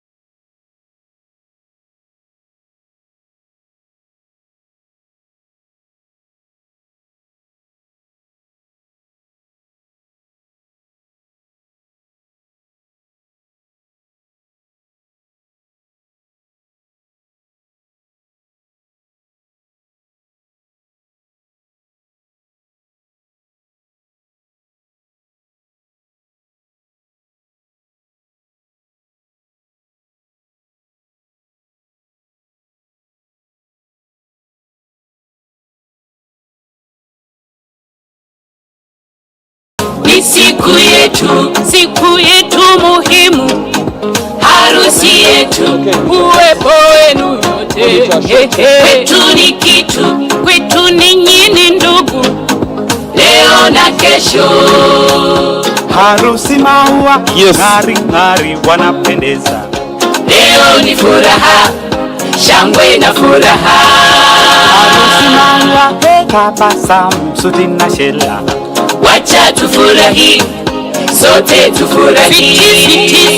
Haikuwa rahisi tufike. Don't worry, you'll get your copy tomorrow online. Don't worry, for those who are not going to get, you'll get your copy tomorrow. Ya harusi, haikuwa rahisi to get a copy.